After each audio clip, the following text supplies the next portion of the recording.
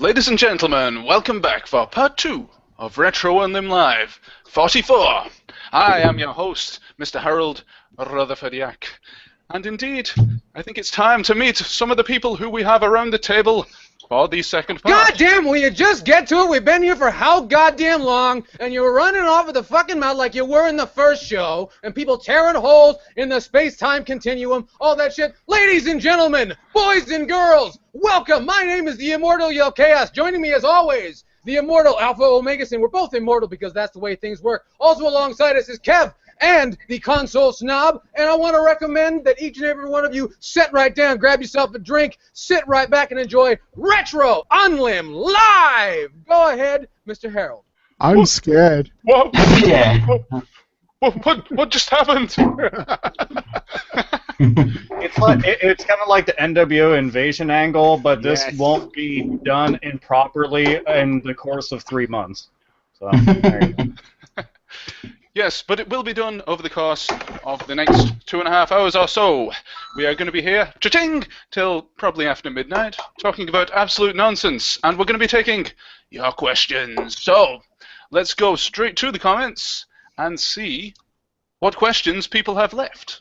We need a tune for this. Does anybody have a tune to hand? A tune? What kind of a tune? Hold on, I could get video game music to play out of my phone. That would be good. Didn't you get a warning from Google Hangouts about not using copyrighted material? What's wrong with you? I put video game music in the background of all of my videos. You just got to pick the right music that no one gives a shit about, which is clearly everything that I like for some reason.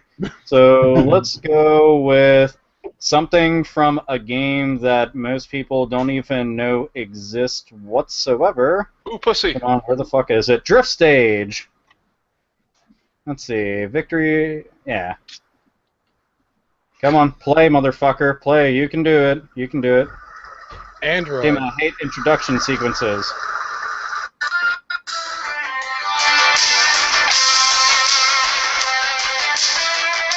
It's all 80s synth rock.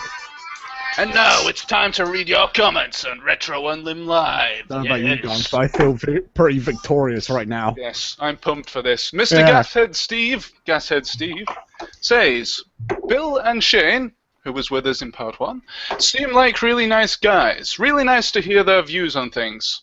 But my question to them, or us, is, do you know and watch any UK-based channels like Gashead Steve? I hear he's the bomb. Name drop. I would say probably the most well-known UK person I watch a whole lot. It was oddly one of the earliest channels I ever subscribed to and still watch regularly is Ashens, because I like his reviews. I wish he'd do more video game reviews though. His regular reviews of shit is really funny, especially on that beat-up ass fucking brown couch. But the video game reviews were always really good shit. So yeah, Ashens all the way. The brown couch, only a small percentage of that remains now, I believe, because the others were destroyed in fires and horrible accidents like that. They're so old, these sections of sofa, that you wouldn't believe it. I'm so surprised it hasn't got more scorch marks than anything else, because the amount of fucking like minifigures he's melted using a blowtorch on that couch, you would have thought it'd be just charred mess right now. Well, maybe it got that colour because it is charred. Yeah, it could be. Yes, well, I hope that answered your question, Mr. Gashead Steve. But we have plenty more questions where that came from, so if you'd like to leave them, we will ask them to the panelists. But to kick us off, let's go with... What? I'm going to read this out verbatim. If you were remembered for one video game, what would that game be? I guess he's saying, or they are saying, that if you were to make this game, what would it be? Wait, so if we were going to make a Is video this game... commentary Yes. coming from North Korea? Yes, I'll read it out again. If you were remembered for one video game, what would that game be? If we were remembered for one video game... You know that one Fuck. video game that me and Alpha Omega Sin were in a few years ago? Yeah. Pixel Fucker Adventures. There you go. Yeah. There you go. Me and the Mighty Yell Chaos were in a beat 'em up together, and we ran around just beating the living shit out of people, and all of our power-ups are, I don't know, sacrificed to Satan. There. Yeah, it wasn't a very good budget. He had a golf club. I only had half of a wooden leg. It wasn't a very good game. It was a Kickstarter game, so not very good. But you had that really awesome hobble to you though. You have to. Well, I know. See, that's the funny thing. People were picturing me carrying it, but no, I had a wooden leg and only half of it, and it just wasn't working out. It's not a great game, so don't spend your money on it. See, when you don't have a proper budget, you only get a portion of a wooden leg. Most of the budget went into getting you have that to go on the Ouya. It's like the portion of Ashens' couch. Trademark. So, Kev, if you were remembered for one video game, what would that be? Far Cry Blood Dragon. Oh, that was a great game. You were in that game? Tell us about that game that you were in. So what part of it were you in? Because I played the whole thing. And I don't fucking remember you. And tell us about when you used to play in Crowbar. I played as one of the Ninja Turtles in the game. Tremendous makeup in that game. That was fantastic. That was one of my of all your performances, one of my personal favorites. I was the one that set the fire trap. See, this is great. We're all famous and shit. Yeah. Well, except for our game. Our game. I know, but see, it was on the Ouya, so blame it on the Ouya. I do. I blame everything on the Ouya. Like the economy still sucks. They say it's better, but it still sucks. It's the Ouya. And then those fires we had last year, fucking Ouya. And what else? The Fukushima nuclear incident, Ouya. I've still never even seen it, Ouya. We have to really figure out where everything started, and that's when Hillary Clinton said that she was going to run for office. That was because of the Ouya. So just realize, if you have a problem with that bitch being ever the head of state, guess what? The Ouya. So there you go, done. And before you know it, the Ouya will be a voting machine, but it won't vote anything because that's what it does, nothing. And if you want bad, what about the fucking game stick? Also, by the way, anybody from the Ouya company is paying any attention, I'd like your money too. Sponsor. Hold on. If anybody that actually runs with the whole Ouya crowd, if any of you are paying attention, how the fuck do you afford the internet right now to be watching this? You mean the Ouya table? There's no Ouya crowd. There's like one set of kids who are like, oh, we're going to support this thing. They don't make it anymore. I don't care. Dude, I also am holding out for that new Klonoa game. Dude, people kept on saying, well, it's really good for emulation. I'm like, so's a PC. So what the fuck is the point? So you're like, yeah, but Xbox? you can hook up a controller to it. I can hook it up to this fucking phone right here you can fit it in the cup holder in your car. I can get a PSP, a Nintendo Wii, a regular ass Xbox. All of them emulate a million times fucking better. Or I could get that Raspberry Pi.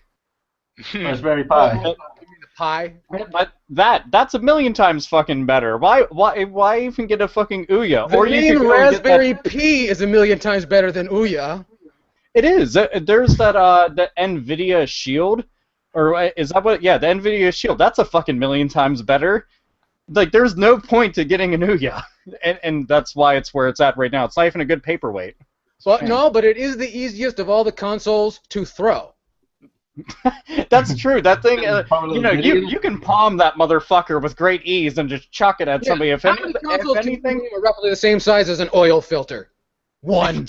Yeah. It's a home defense system. That's just you got one shot with it. That's it. Make it fucking count. It's probably better as a home they defense didn't get that system memo. than a video game console. Run at them with a GameCube with the handle. Oh, dude, a GameCube with a handle. You know what? I would say that's a pretty badass thing. But if you've been working out, and you got the 24-inch Pythons, then you pick up a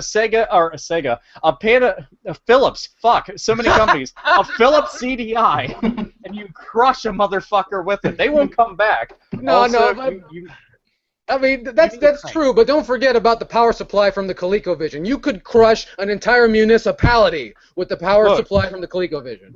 Mr. Chaos, you have to understand, I'm pretty strong, but I'm not that fucking strong. Nobody's I that can strong. pick If you up- wanted to do I that, can- it would require a jib. You'd need a jib and a crane, but it can be done. And you need a Buick. A Buick can push anything around because it's a fucking boat. An old person boat with 4 fucking wheels. That's what it is. So it can When push a Lincoln Town Car's not enough. Jeez, get a drink in them and see what happens. Guys, we've had some more questions. Oh yeah, questions. They should be questioning why the What is fuck this, a they show want or a something? goddamn thing like Yeah, I that. know. What are you doing, guys? Please don't post questions. This is supposed to be an informal chat. Anyway, Magus Andrus says, Alpha Omega Sin, can we see your cat? Oh, he was just How in here. rude. Hold on, I'll find him. Oh wait, I know how to get him. I'll be back. Hold on. How to attract pussy with Alpha Omega Or Sin. how to drive away Alpha Omega Sin. Of course. Well, while he's doing that... Well, see, we'll now everyone can look at his NES collection. Oh, when I break into his house, I'm going to take that one, and that one, and that one, and that one. And holy shit, he has Shinobi 3. Has he got the catnip there? I don't know, but he's got a bit of an Amiibo addiction there, so we might want to watch that. There we go. He's not happy because I was going to give him cat treats, and now suddenly he's just like, well, what the fuck? So there he is. He's all fat. So cute. What's the cat's name? Oh, that's Loki. And no, That's not after. He's the unofficial 5th member of the 8-Bit podcast. Yeah, he's actually been in. I think he's actually been in more 8-Bit podcast than fucking Sainted Magnus. So that should Definitely. say He's something. been in more than Larry Bundy, we know that. Yeah. You know what? I'm actually going to give my cats cat treats. So, see, that's how you do a podcast. You have one of the guests then- feed their cats cat treats. Because fuck Well, I it. guess in the meantime, I'm going to have some chaos treats. He has a cat. Alright, so yeah, my cat's name is Loki. He's big, plump, and happy, and very cute. Indeed he is. And so is Kev's. What's the name of your cat, Kev? Moolin. Oh, he's so See, cute. your cat's all relaxed and actually, your cat has this look on its face of sheer. That's a dead cat. The cat just has this look of, and like the cat that had a look like this, like what the fuck's happening and why? Most cats I see love to have a picture taken. That cat just seemed to melt just then. Well, Like, cats are liquid. That cat has given up its will to pose. It was the perfect fuck it, I'm done. Holy shit, here's an elbow. And that was Reader's Cats on Retro Unlim Live. Mr. Paul Burt, aka Max Damage, asks, this question goes out to Alpha. What's been your favourite moment from a survival horror game that you've played? Favorite? Oh fuck. A favorite moment. I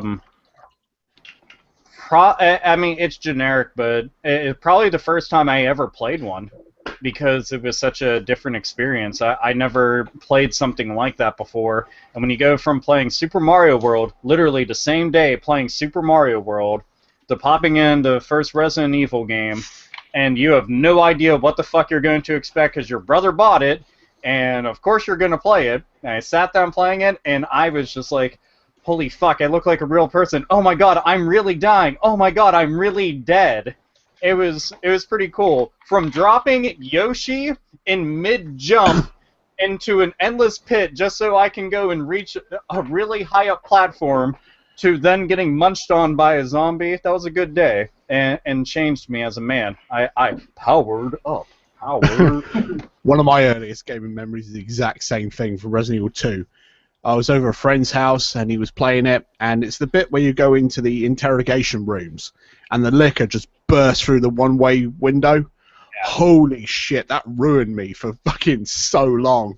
And that was probably the first time I ever shit myself while playing a game. So much worse because with the liquor, like, you got the intro to the liquor, like when you're first going down that one hallway, and you know, they build that up and then you have to fight it. With this, nope, you had no fucking idea. You're just, oh look, some items, a first aid spray. Now I know why the fuck it's in here, because I'm gonna get slashed up real bad. It was pretty goddamn awful. But you have to say, you know. I was just gonna say, I wish more interrogations were like that. You know, whenever you have good cop, it's good cop, bad cop. Fuck it, get the liquor. So there you go. That's how you conduct a proper police investigation. I know, but after being killed by the liquor so many times in that game, there's nothing quite like having a grenade launcher and shooting it right in the fucking mouth with one shot. That's it. I'm off to go look at something else. Yeah, and I always thought it was kind of funny, like when you shoot it, like its animation for a shotgun, a rocket, and everything is it goes completely onto its back. I'm like, no, the entire upper torso of you should be fucking obliterated. There should be nothing left except for like your lower half just twitching about, and then me running around and fucking shucking and jiving and shit. You should not exist. But yeah, that is fun. I like it. Makes me happy. Any other favorite horror game moments? No? Is that it? Well, That's mine was all- coming from Resident Evil 2, but everyone else already got to that, so there you are. Oh, sorry. We should have gone to you first, shouldn't we? We'll go to you first for the next question. No, because this one's going to suck. Well, okay, let's see, shall we? I Am Walking the Cow, interesting name, says, what do you think of the Final Fantasy VII remake? Should a game as popular as Final Fantasy VII be remade? I think it was despicable that a bunch of grown men blew their shit in their pants on national television, so that's what I feel. I did it in the comfort of my own home. Exactly. You decency. No, I can't go to jail for that again. That'll be terrible. It was expensive last time, okay? It is, you know, and you know, I mean, the very, very first time I got to run from the cops, but the last time I was completely shit-faced. So, you know, you can't run that well when you're drunk. You might think that you can, you can't. You just start going all over the place. It's awful. Play Grand Theft Auto 4. It's kind of accurate. Not as depressing though, but almost as accurate. You can see a little bit better. Yeah, just slightly bit, but I don't know. To me, I think it makes sense for the game to be remade because it you know, I can always judge a game based on when it came out and the hardware it came out on, but most people can't, and games do age badly depending on your perspective, and that game is still their best-selling Final Fantasy. Fuck anybody that says it's Final Fantasy 11. When you pay monthly for a fucking game, it's not actually selling better, you stupid fucking Nimrod. And I mean, the game's one of the biggest ones, one of the most requested ones, and it's warranted. It makes sense. Love or hate the game, everybody fucking knows about it, so why not? So it'll sell like hotcakes. So fuck it. Square Enix is going to be rolling in cash yet again. Hopefully they don't decide to squander it on Spirits Within 2. Oh, God. Fuck. Yeah. Well, you must admit, there's a genuine opportunity here, because we're in a new era as far as remakes. If you go back to the PlayStation when they were remaking Pong and Asteroids and Space Invaders, it's a big bowl of piss and shit. It's, you know, the same overall game concept with worse gameplay and visuals that were really impressive in 1993, even though this is 1997. That's now we're in an age where where at least it seems that developers can correct. It sucks that you have to pay more than once for them to fix a fucking game that's 20 years old. But hey, if you're going to be spending money on video games, you may as well get the game that you wanted. So that's a positive thing. This is really a new era in remakes versus what we were used to as kids. And a lot of people don't remember that because they didn't call it remakes because they didn't want you to know it was a remake. They wanted to fool you that it was a new game because you're a stupid kid and you have $19.99 in your pocket at Walmart. They don't care about you. And there's something I totally want to get out of the way. For fuck's sake, you uneducated simps, please, for the love of everything that is fucking holy or whatever thing you decide to go and worship or fucking jerk off to, learn the difference between a remaster and a remake. There is a big fucking difference here. I can't even describe the amount of times I've had to go and tell people the difference, and I didn't understand why, because it's like trying to tell somebody the difference between night and day. It should be pretty fucking apparent when you look up, but it isn't. A remaster is nothing but kind of like it's now in high definition. The resolution's amped up. The jaggies are now gone off the edges of all the characters and fucking polygons and shit. That's a remaster. A remake from the ground up is redone. New controls, new characters, new modes, new everything. Looks very visually different. Like Metal Gear Solid Twin Snakes is a remake. Resident Evil, that new HD one, that's a remake. You know, those are remakes, not fucking like the HD trilogies that come out on PS3, for fuck's sake. Sorry, rant done. There we go. I just really want to give you like some sort of humanitarian award because you give the YouTube audience so much credit. You think they're intelligent people, you're wrong, but you do. And that is something that I think we're good. You know what? One of these gaming expos, I'm going to give you an award because you really give these people so much credit, and they should send you money. They should send you like $1 for really just boosting their. I believe that everybody has the capacity to be intelligent. It's just that I don't understand how in an information age, and we have miniature computers in our pockets, that people don't figure out things within milliseconds. Yeah, but if you want to base everything off of capability, and capacity, some people are buckets, some people are pop bottles.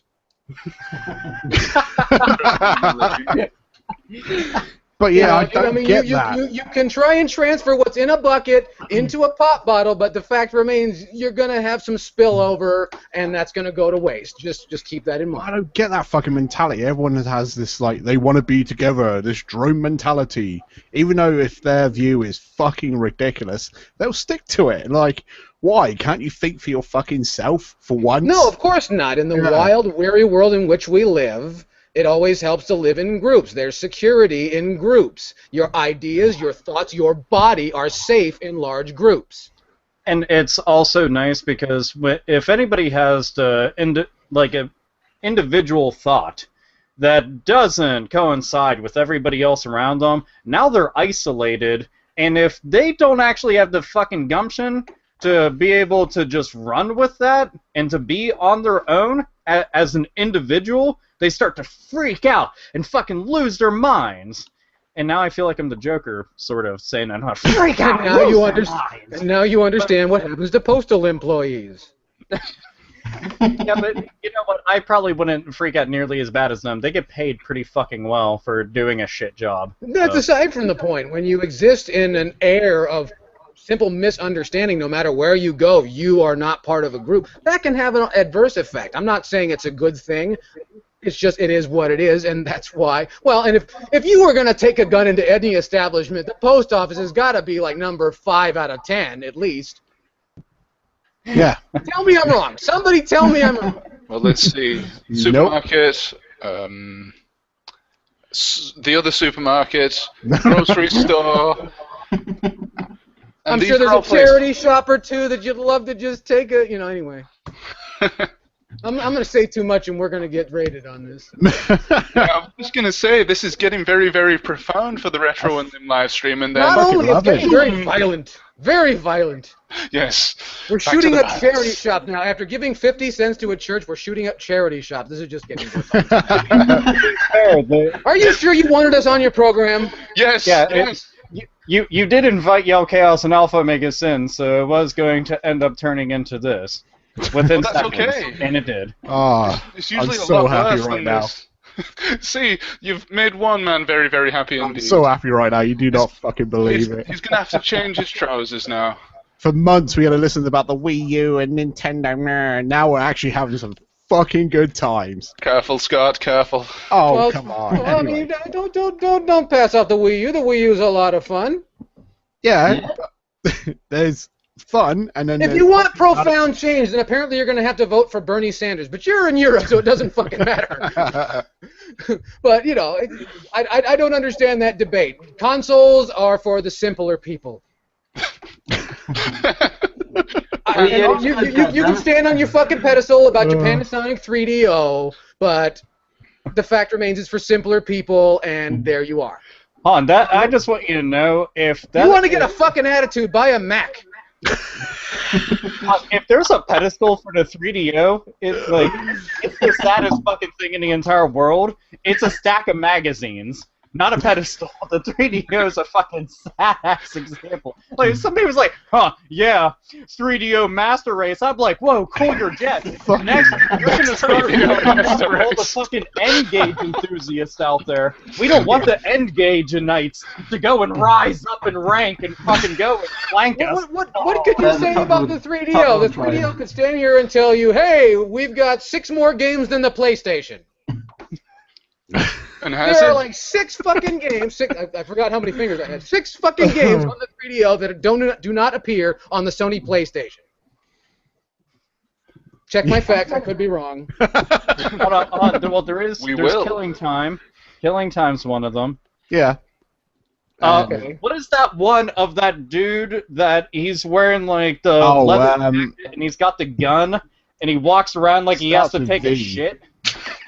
Starts with V. Oh shit! I can't remember what it's called. Okay, so that's the second game that I can think of. I'm pulling out fucking horrible goddamn examples. Road Rash.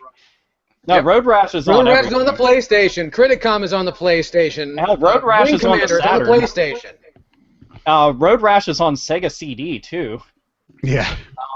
Fuck me running. N64. I don't have a 3DO, and that's my problem. Is I usually can only think about systems that I actually fucking own. And you should be able to lean on I remember Road the game Rash. now. Virtuoso. I can't even fucking say it. Yeah. Virtuoso. Whatever. Yeah. Is there a 3DO emulator, by the way? Does anybody know? Yeah, it's an emulator called 4DO, which is pretty good. Is it? Is it better than the N64 ones? Wow. I wouldn't mind trying that out because I don't own the system, and I'm one of those cheap fucks. If somebody's like, "Oh, Alpha, you're cheap, but you're so rich because you have all those games because I bought them yesterday, you fucking brain dead idiot." Yeah. I haven't been saving my money since 1997. I want to say that I do own a Panasonic 3DO, and the Panasonic 3DO can kiss the left side of my phallus. Why don't you sell it then? It's a big fucking heavy thing, and it doesn't do anything. It has that stupid game show on it, but anyway. Anyway. It has headphones on the controller. There you go. Oh, that's a feature. That's a feature. I'm gonna get one now. We've had some more questions. Questions. Nitro Java asks, Alpha, what would be your wrestling theme if you had one? Hammer Smash Face.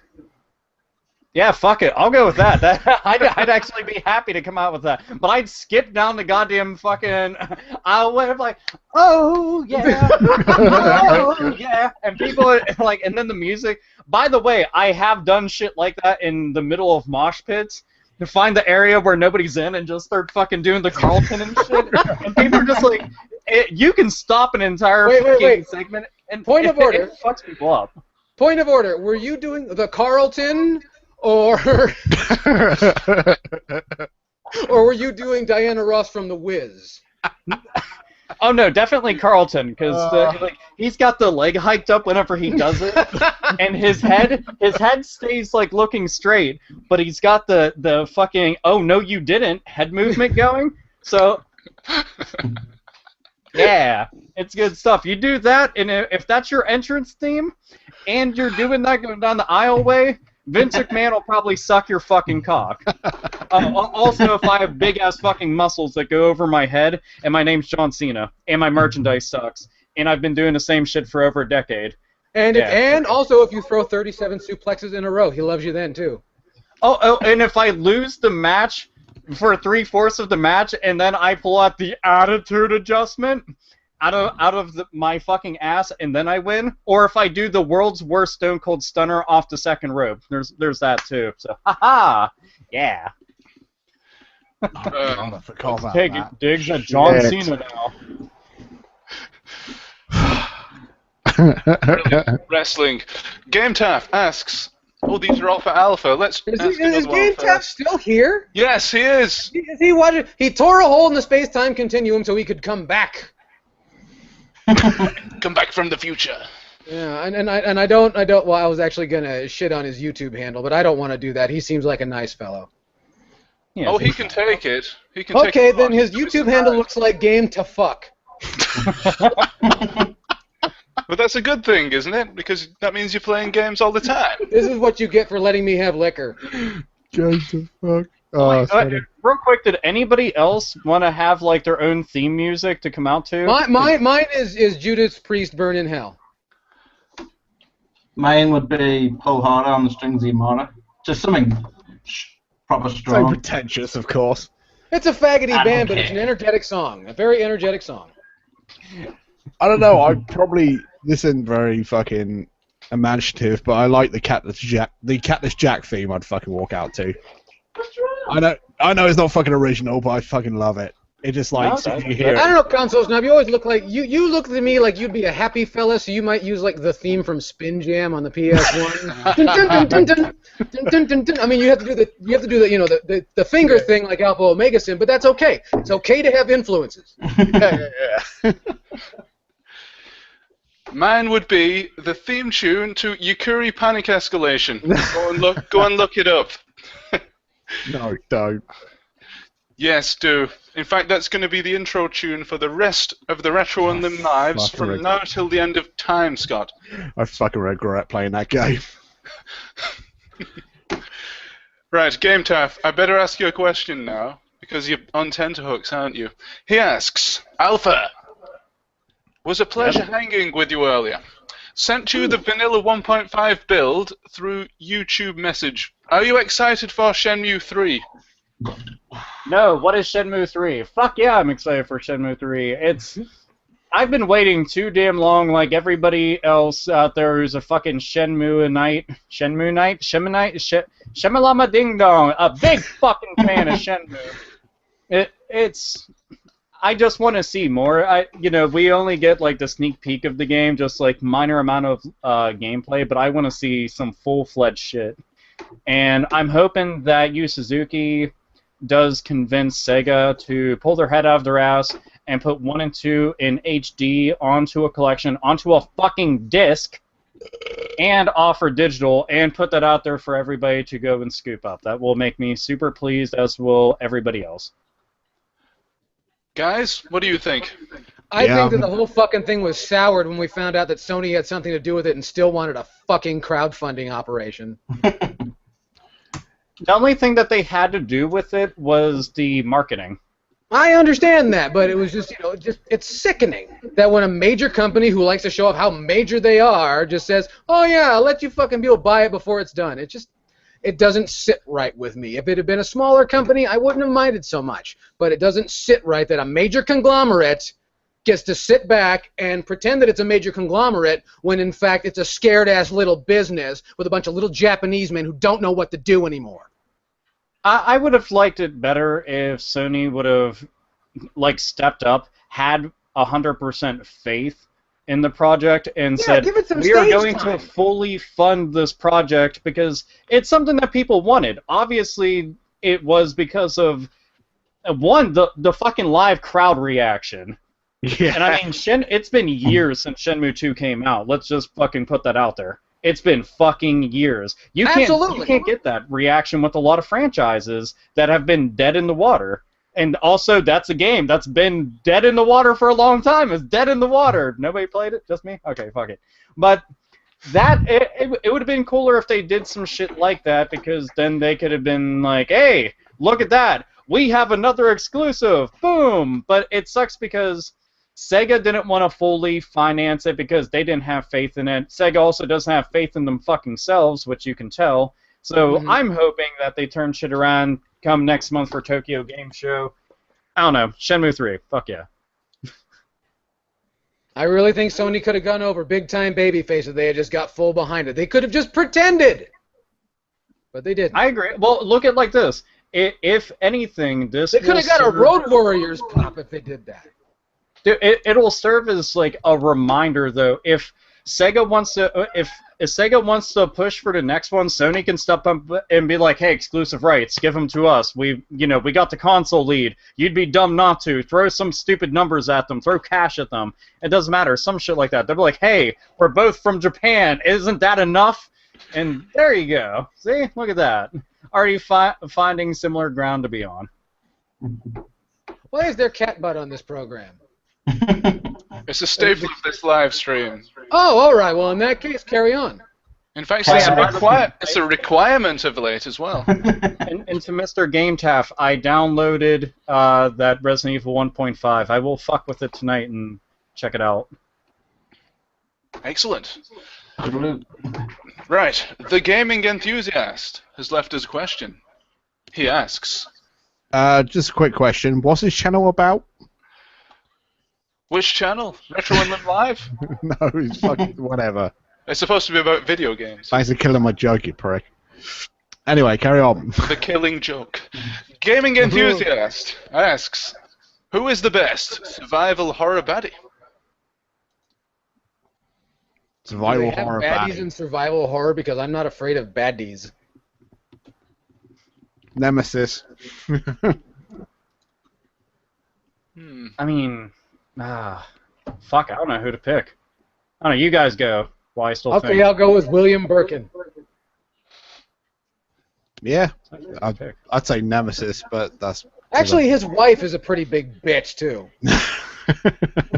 Well, they leave that little kid, just Sherry, just walking around a fucking, a lab that has toxic waste disposal sites and all kinds of shit with people, former people, vomiting on her. What kind of fucking parents are these? Fuck both William Birkin and his wife. Not an optimal place to raise a child. No, definitely. And strangely in very close proximity to the police station, but they're doing very illegal things. That's really weird. Like you could crawl through an air conditioning vent to get to this place where really illegal shit is going on. The police have no fucking idea. There's not even notes in the draft room about this. Yeah. Doesn't Chris Redfield do anything?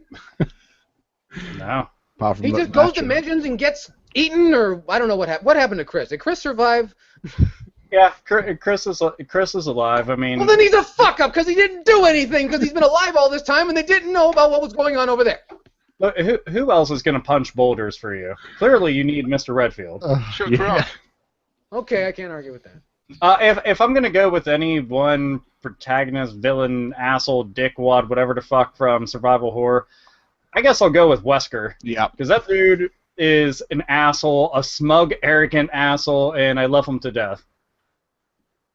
Okay. I was going to say Pyramid Head, but I was like, Wesker has all that personality, so yeah. I'm going to go with Lionel Messi. What do you mean FIFA 15 isn't survival horror?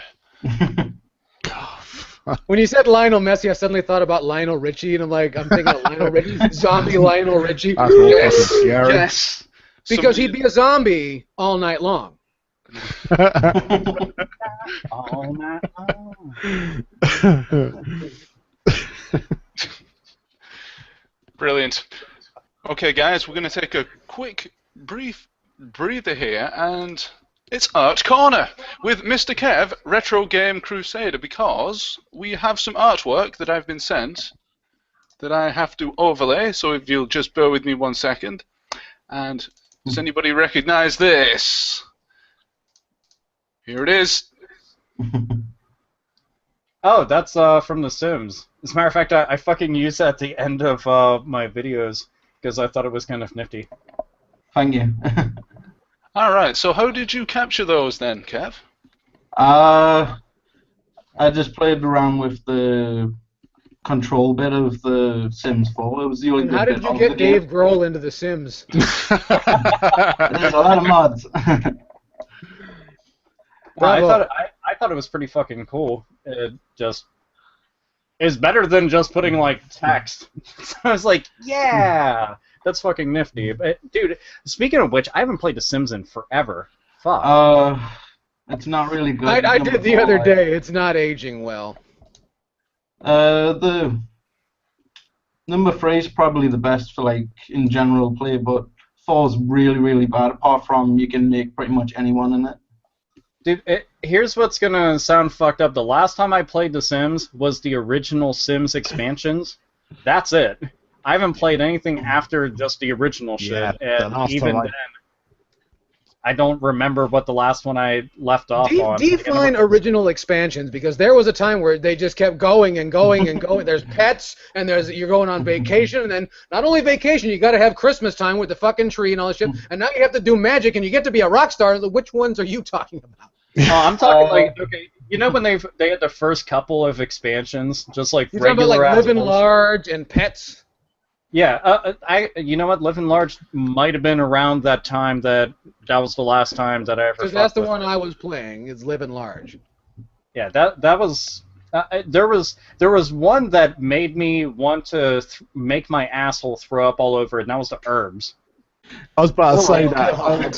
I was about to say the last game I played was like the original Sims on the Xbox, and I thought, no, actually, I played the fucking Herbs, and I don't know why I bought that. I bought that brand new as well. I didn't buy that. A girlfriend. What the fuck was I played thinking? it. Years ago, a girlfriend's mother bought me that for Christmas. I wanted to punch this bitch. Because she would always say, like, mean shit to me sometimes because she didn't like me. She didn't think I was good enough for her daughter, which she was totally fucking wrong, but fuck her anyway. And she gave me this, and I unwrapped it, and I thought it was going to be, like, I wanted SmackDown versus Raw that year. And I opened it up, and it's this fucking game, and I wanted to jack this bitch right in front of the fucking Christmas tree, you goddamn bitch. And then I opened the present, and inside was SmackDown versus Raw. Saved my girlfriend's mother's life. She was going to get it. And it would have been a Merry Christmas for me. Yeah, yes, but you wouldn't have had that shot glass that you have there. The tumbler. Oh, I could still buy one after punching a bitch. It's not a big deal. I could steal it from her. I'm an open-minded fellow, you know. I've ruined Christmas for everybody. For one person. Copies of Herbs for everybody. Every year that I have to think about buying other people presents because I don't want to buy anything at all because fuck, I'd rather just skip Christmas and get a second Halloween. Yes. I tried that. They don't like when you do that. Well, especially spray painting the Christmas tree. They don't like that. I found that out the hard way. I did like that at Spencer's. They had the black Christmas tree with the built-in red lights, and you could twist the tree into all these mangled, fucked up shapes, and it looked like some Nightmare Before Christmas shit. It's like, that's nifty, but they don't sell this anymore. All they sell is dude bro bullshit and memes that were outdated 5 fucking years ago, now put on shirts. Fucking idiots. Well, do what I do. I give everybody, except for my nephew. I give my nephew Hot Wheels because he loves Hot Wheels. But I give everyone else candy, which in one essence is saying, here, happy, put nice pictures on the front. But at the same time, fuck you, this is made out of poison. Here, have some diabetes. And I hope you get a big mustache like Wilford Brimley. Who punches his wife. Ooh. Moving on. Retro Unlim says, the best survival horror baddie is the gaming enthusiast, Mr. Jared Fogle. Oh, fuck that guy. The subway guy? Yes. Yeah, the one that wants the footlongs in prison. No, he's on Country File, a British TV show that we have over here. What? Oh no, that's Ben Fogle, isn't it? Sorry. I was going to say, we're talking about the subway pervert. You're lucky you have a low subscriber count, because this is looking like libel. Yeah. Just so you know. Oh, the sandwich fucker. Yeah, let's make it a little bit more. Roll it on a little bit more. His name is Jerry. He looking good in prison. I'm sure that Subway has employed quite a few Subway fuckers. Sandwich fuckers. So there's a lot of them. That's not the mayo I ordered. No, it's not. Better than the Very special mayo. Better than the apple violators. It's the secret ingredient to the human race, you know. The Allen Key says, best survival horror baddie, Pyramid Head exclusive to Silent Hill 2, outside of 2, just doesn't make any sense. Yeah, he's cool and all, but it just doesn't feel right, given what we learn about James. I say fuck that. You're not the Allen Key, you're the Hex Head Wrench. Deal with it.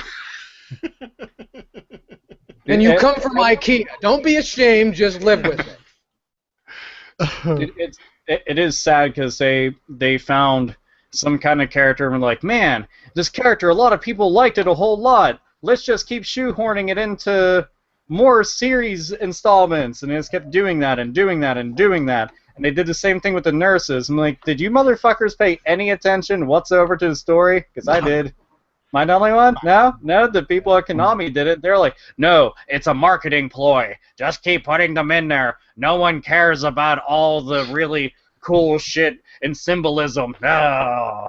Fucking asshats.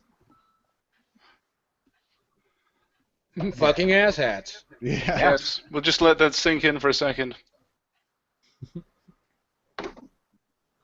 That's enough. I say, how long are you gonna soak in asshats? As long as possible, really. Oh. Let a guy enjoy some If you exist on YouTube, you're soaking in asshats constantly. Wouldn't an ass hat fall off all the time? You'd need to strap it on. That depends heavily on the derriere, my friend. On the heavy derriere. Well, maybe on like a conical derriere it might fit best. Yes. But now we're really just debating geometrics, aren't we? What about Kim Kardashian's derriere? The bitch, fucking awful. that bitch had one finisher move. One finisher move. That was the, and when you say finisher move, that thing that can keep a person famous for a little bit longer, that was her one finisher. She fucking blew it for free. And that's it. That bitch's asshole is basically a Pez dispenser for STDs. Well, it's a Pez dispenser? Yeah, her asshole's a Pez I figured it was more like dispenser. one of those tubes that you put letters in. It goes like that. It's, you get what you want, but you get something else too. I don't know. I always viewed that as like the surprise baby's mama. Like, she doesn't tell you right away that she's got a kid, and then as soon as that dick's in the vagina, you're not getting it back, and now you're stuck with it. Yeah. Like a Chinese finger trap. Yeah, I hope that's a universal message between both mine and Alpha Omegason's American audience and the European audience on this program, that women are fucking terrible. Yes. It's okay. That was really broad, wasn't it? It's okay. No women ever watched this show, so you're fine. You have no idea. You would be surprised. There's one. You don't want her, but there's one. Are you sure? There's like several. There's several. Her name very is most attractive- likely Heather or Claire. Are you Hey, sure? Claire's I don't hot want to. from Resident Evil. And she has the same fashion sense, vest and short pants and all. You know what? Still fucking bangable, man. Put that shit on the right chick. I want to Boom. remind Done. everybody that Alpha Omegason will be appearing at the Portland Retro Gaming Expo this October. So for those of you young ladies with poor fashion sense and who might be still fuckable, be sure and see him. He'll be at booth B7. That goes for Play Expo as well. Look for me. Yeah, and if you see a really big white guy, never mind. Sorry. Are you going to Play Expo? Check it out. Go to Play Expo, Retro Unlim over at Play Expo and shit. Yes, girls, please come to our stand, because it's a complete sausage fest. Unless you're homely. Even if you're home. At which point we need you to go retrieve drinks. Beggars can't be choosers. Where are any beggars? What are you talking about? If you go to Play Expo, you're pretty much a beggar. Anyway, that's it. Speaking of Sainted Magnus, never mind. Moving on, Radi. He used to go to the Play Expo, and never mind. Play Expo is great. I'd just like to say everybody go to it. That's what I heard. A good friend of mine, Sprites and Bites, I want to throw Sprites and Bites out there, told me about Play Expo. Said it's an okay time. That's how he said it. Yes. That's my Geordie impression. Sorry. Oh, I thought you were Canadian. See? See? It was terrible.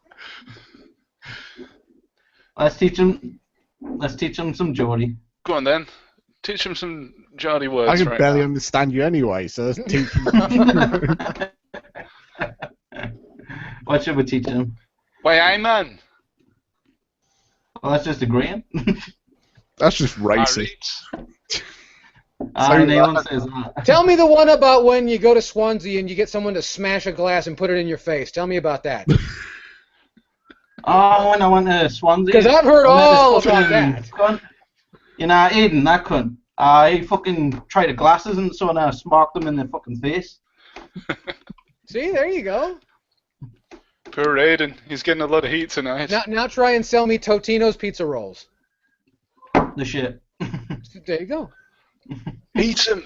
They're good. No Totino's sponsorship for this program. Yes, we are looking for sponsors, ladies and gentlemen, so basically anything.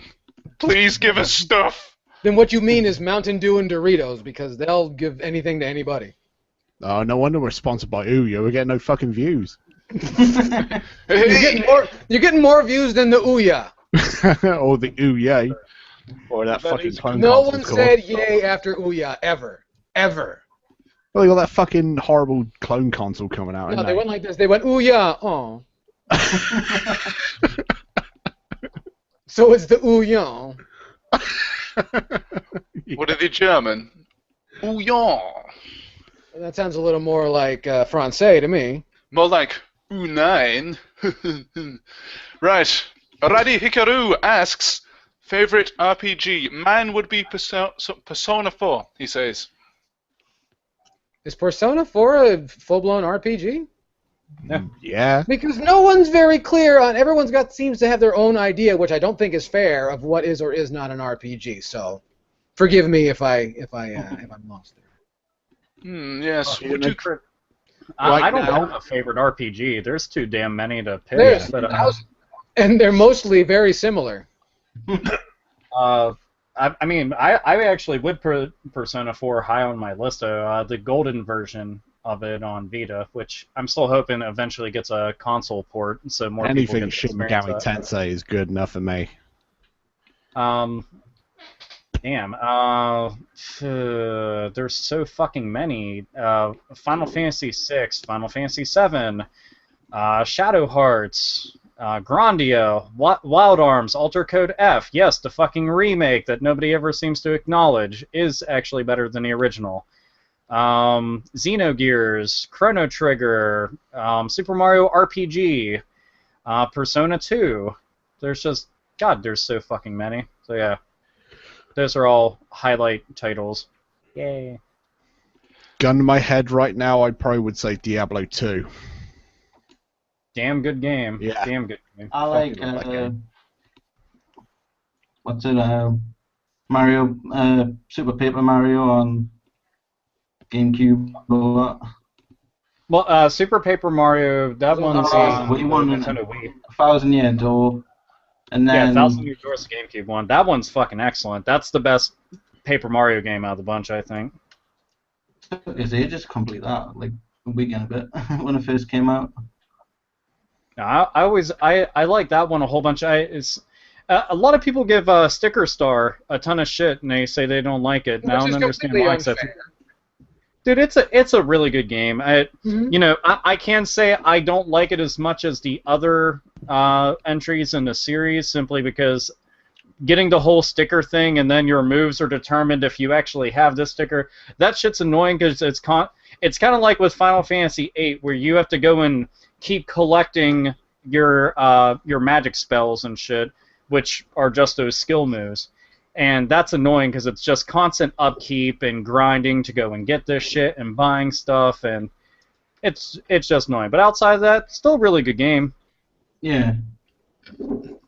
So it's always amazing when something's hard, it's great, but when it has Mario and it's hard, fuck that shit.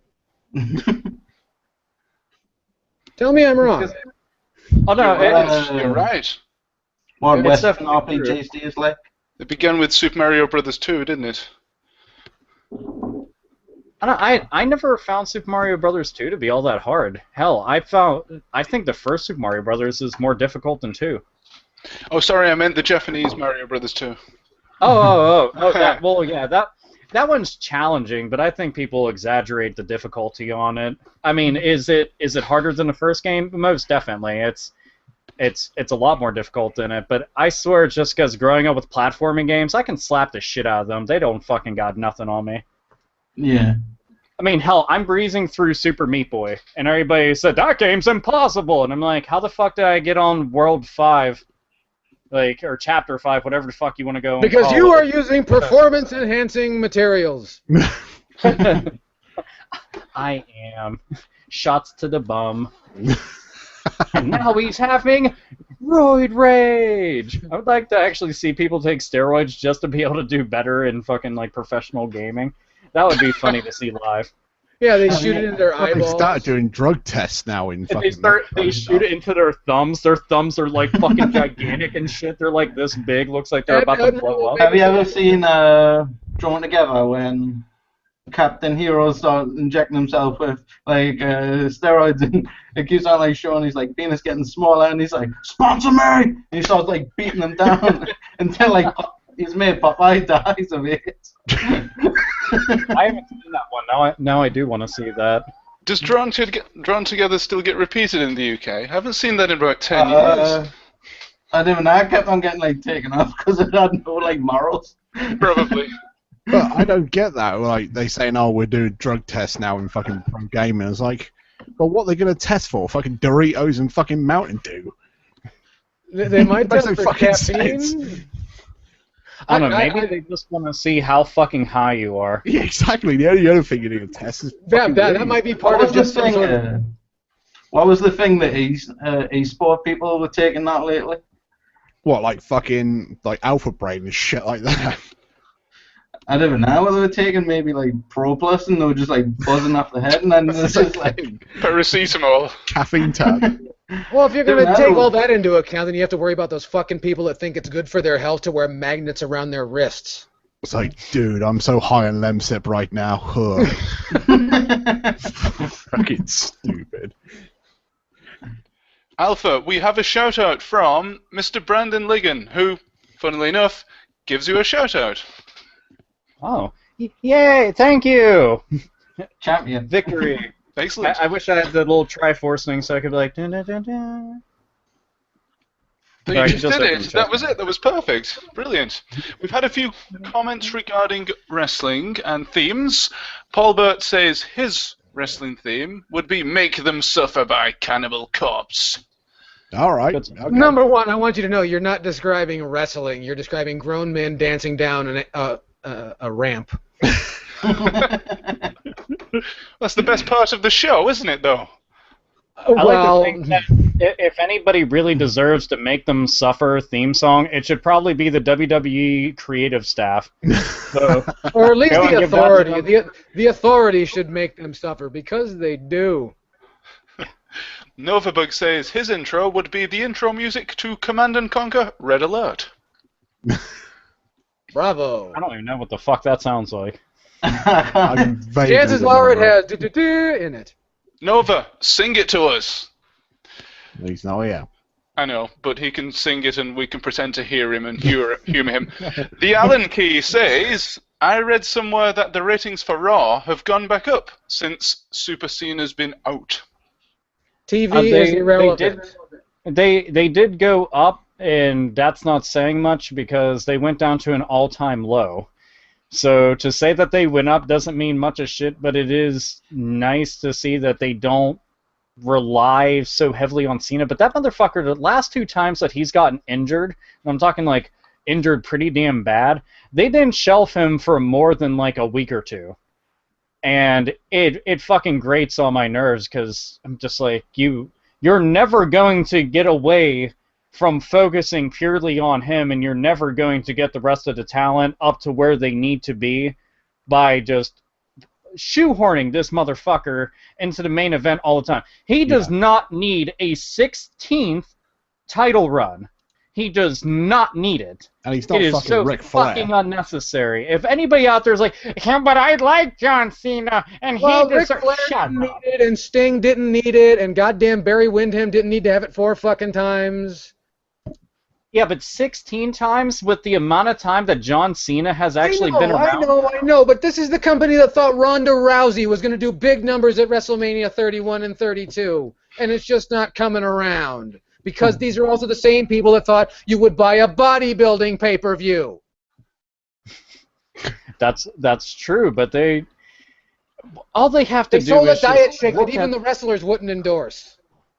dude, all they have to do is just look at, hey, what was doing really well before? Oh, I remember when we weren't pandering to children and trying to sell merchandise and listening to fucking... Hulkamania did great things for that company, and that's exactly what that was. Hulkamania did, but Hulkamania was also new at the time. Okay, good. I'm glad we're walking into this. Okay, please go on. Okay, Hulkamania was new. Look at everything prior to the big 80s boom that had turned around. You know, we didn't have like the big... there was gimmicks, mind you. I'm not saying that there wasn't gimmicks, but we didn't have gimmicks quite like that. They built Hulk Hogan in such a way that is... It's an advertiser's wet dream. At the time, yeah. You know, they turned him into a star and then put him out there. You know, they revolved a lot of shit around him, and you didn't see that kind of stuff all the time. You know, the business was changing at the time because it wasn't just going from the different regions and shit. You know, that now it was like WWF, World Fucking Wrestling Federation. You know, it was the big shit. It was getting syndicated television everywhere, prime time numbers. That was unheard of. So that was just at the right time a lot of new stuff. And Actually, then, it was only unheard of because it was on syndicated cable television. Wrestling was hot through the 50s and the 60s in the United States of America, very much so. There just wasn't cable networks available. True, but TV was also greatly different back then. Exactly. I mean, you figure we were 50s and 60s, there were still motherfuckers saying, you know, this can't replace the radio. So then you come full circle into that, and it's a lot better than listening to broadcasters just talk about it. Mm-hmm. But they had that lull in, like, I'll say somewhere the very, very late 80s, very early 90s, and then it began to pick up again because they decided to go and push the envelope. They decided to become risque. They decided that they had to bring back gimmicks, and they gave the torch to the stars and said, run with it. Just go out there and fucking do your thing. Here's bullet points. Remember to say this shit so we can move the storyline along. But they got to go out there and sell themselves. Now they have to go and memorize a bunch of fucking goddamn bullshit scripts to the word. And they come off as robotic and generic and lame, and it's just, fuck, it's, ugh. Yeah. It's because simply wrestlers are not actors, actors are not wrestlers. It is an American, I shouldn't say American, but it is a unique human art form that most people don't take into account. That is not easy to do. When people say wrestling is fake, that shit is not fake. That shit hurts. But they're putting on a show for, well, conceivably millions, but it's actually thousands because the real wrestling crowd is a finite group. You get those guys that chant that this is something. Those are the real wrestling fans, and they don't pay any fucking money for it either. Dude, and it always kills me when somebody's like, huh, "Wrestling's stupid." You know that's fake. Yeah, No. so is Game of Thrones, and I hope you get syphilis. Fucking no. Dude, I'm just like, you do realize that everything that you watch, essentially, that's a work of fiction, is just that. It's fiction. Actually, anything that's shot on camera is not real. Really? Even this. I mean, even what you're watching right now. We're all dressed. We cleaned our house. We didn't want you to see. Yeah, I don't want you to see that there's a stack of fucking video games in boxes off to the side here, and I look like a goddamn hobo. But this is not the same thing. But I didn't clean. See? I got cat treats here. Yeah, you notice you're sitting very close to the camera. Oh yes, porno. Oh, it's video game porn. I've got a Yingling bottle over there, a half-empty bottle of water my girlfriend left there. That box right there, that's more PSMs. I got a lot of PSMs right now. Exactly. So if it goes on camera, chances are it's not legitimate. Wrestling is scripted, but that shit still hurts a fuck ton. And there's a reason why plenty of those guys get addicted to painkillers, because for them to just wake up and function every day is fucking horrible. Well, it's the same with like back when ECW was big back in the 90s. You can't tell me that stuff was fake because they're beating right. They are controlling themselves. They are looking after each other, but they're beating the fuck out of each other. Not really. If you listen to some of the ECW stories, maybe, not really. Like Ian Rotten, maybe a bit different story, or New Jack. No, I mean, I was gonna say like New Jack stabbing people with plastic forks because a metal one was not available. But, you know, most of those guys are looking after each other. They're putting on a show, but also they're going to get fucking gnarly. They're going to fucking beat each other up a bit, you know. There's some that go overboard with it, such as CZW, and somebody can say that, you know, I'm a fucking fluffy bitch for saying, they shouldn't go that overboard. But to me, the stuff that they end up doing in something such as CZW and backyard wrestling ends up going like too extreme. We're talking about people are just drenched in blood for the sake of being drenched in blood after a while because, and they have like a fucking wrestling expectancy of maybe 2 years tops, and these guys don't even have fucking insurance. But they don't even No, nothing. We've talked about this on the Hate Bit podcast. Alpha Omega Sin, you've been to indie wrestling shows. I've been to indie wrestling shows. And you can tell me that you've at least once, twice, or maybe even 3 times seen someone almost die on a fucking floor because they fell off of a ladder that was inside a ring to a concrete floor for $25 fucking and a Diet Coke. Dude, I actually got to see that at a recent show, and it was a relatively well-known person. It was Matt Hardy. Matt Hardy went up to the top turnbuckle, and he was to go and jump at a dude outside of the ring and miss, and he didn't get to catch anything on the way down. And the floor is just cement. So Matt Hardy, who's like 230, 250 pounds, jumps from I don't know how many fucking feet, hits concrete, and doesn't get up. And when he does, he starts throwing up because he hit the fucking ground so hard, and like when he was getting up, he's like wobbling like this. He was fucked. They actually did call an ambulance. We got to see it roll in and see the people making the phone calls because you could see them off in the area because they had people over some little mics saying, yeah, he's pretty fucked and he can't finish this match. So they had impromptu ending to the match, bringing other guys out to go and just finish it. It was fucked up. Oh, wait, I'm sorry. It was all fake. My bad. Was that a TV match? No, this was Shane Douglas was trying to get some what was it called? Extreme. It was like Extreme Rising or some shit. Yeah, and he was trying to get back a lot of the ECW vibe of things, but he couldn't get a lot of the funding together. They only did one show in Pittsburgh, which was stupid because we were their only sold-out fucking show. But they went, they did that show, and I mean it was good for what it was. I liked it. I had fun. But how many times a year are you going to go see it? Honestly, dude, me and my brother saw ECW every single time it came through, and most of them weren't televised. But how often was that? A couple times a year. But not every week or every month. Well, that's because they were traveling also. You got to realize. No, but I mean, could any of that stuff, because this is what's interesting to me, is that we have, and this goes on here on the West Coast of the United States, where I am in California, where I've gone to see independent wrestling shows involving quote-unquote hardcore matches, which hardcore is not a new thing. That goes back to the Sheik, back in the 50s and 60s, and Abdullah the Butcher. That goes way back. You know, which is why I think that Sabu built a temple to his uncle, the Sheik, with his own body, unfortunately, and that's why he is where he is. But I have seen this going to wrestling shows, and wrestling is very big with the I hesitate to say Latin American, because Latin American means Italian, but the Mexicans.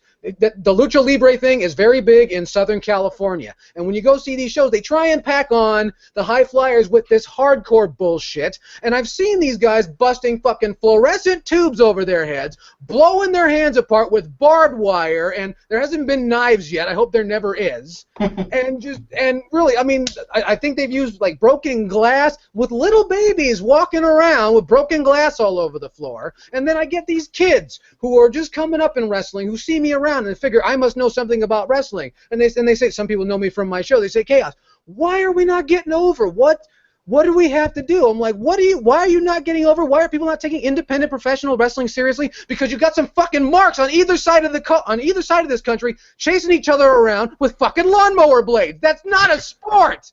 No matter how you, I hesitate to pun here, but no matter how you slice that, it's not a sport. No. You couldn't even put that shit on ESPN, and they show AWA on ESPN. Anyway, I'm sorry, I didn't mean to totally take that over, but god damn it, I mean, it's not wrestling anymore. It's not even a stunt fight. It's attempted murder. Well, yeah, the ECW sort of thing put it in. Yeah, they sort of elevated all that sort of hardcore content, but then after. But that's before we knew about bloodborne illness and things like that. And they've forgotten that a little bit of crimson in some of these matches actually elevate the match, the drama behind it. But then you see just the matches where they are just rolling around in barbed wire and covered head to toe in blood. And yeah, it would be pretty metal to see it the first couple of times, but when you've seen it 10 times, like, yeah. When you see it happen once on the card in the main event at an opportune time, holy shit! If it happens 4 fucking times out of 7 matches, you could go to the hospital and just watch them draw blood. Yeah. It's the same concept. It's just on the floor now, and now the janitor has to risk getting hepatitis. That's why I liked ECW, though, because they were smart enough to make it so that, okay, they'd have matches with high flyers, they'd have technical wrestling matches, and then they'd have extremely hardcore street fight matches that can be where the whole fucking locker room comes down. Yeah, I mean, there can be all sorts of crazy shit. They've had some of the most excellent tag team matches I've ever fucking seen. Well, and one of my favorite matches of all time is Jerry Lynn and RVD in Living Dangerously. I think 98, if I'm not mistaken. Yeah, it was the late 90s. That match to me is one of my favorite matches of all time. And Jerry Lynn fucking blew his brains out on the concrete floor on that one. He jumped from the, I think it was top rope, I could be mistaken, to land on RVD right on the fucking, because they pulled the mat up, so it's just all concrete exposed. He landed, he slipped, and went bang, head first. And he was out for a good, 2.5, 3 minutes. I want to say he did the same thing on Monday Nitro against Sabu as well, way back when. He blew his brains out. RVD had to literally pick him up, roll him into the ring, and then after a couple of minutes, when he finally recovered, they carried on. It was still a great fucking match. God, sunset flip, get out of there, Jesus! One of the coolest things I got to have happen recently was I was out and about going to this one game store that I frequent whenever I'm in the area, and I go inside, and the chick that's working there, she has a PlayStation 3 kiosk inside of there, and on the TV is ECW matches. I'm like, holy fucking shit! I can't. And she's the only one working there, and I mean, nobody else is in the store. She's the only one there, and she's concentrated watching it.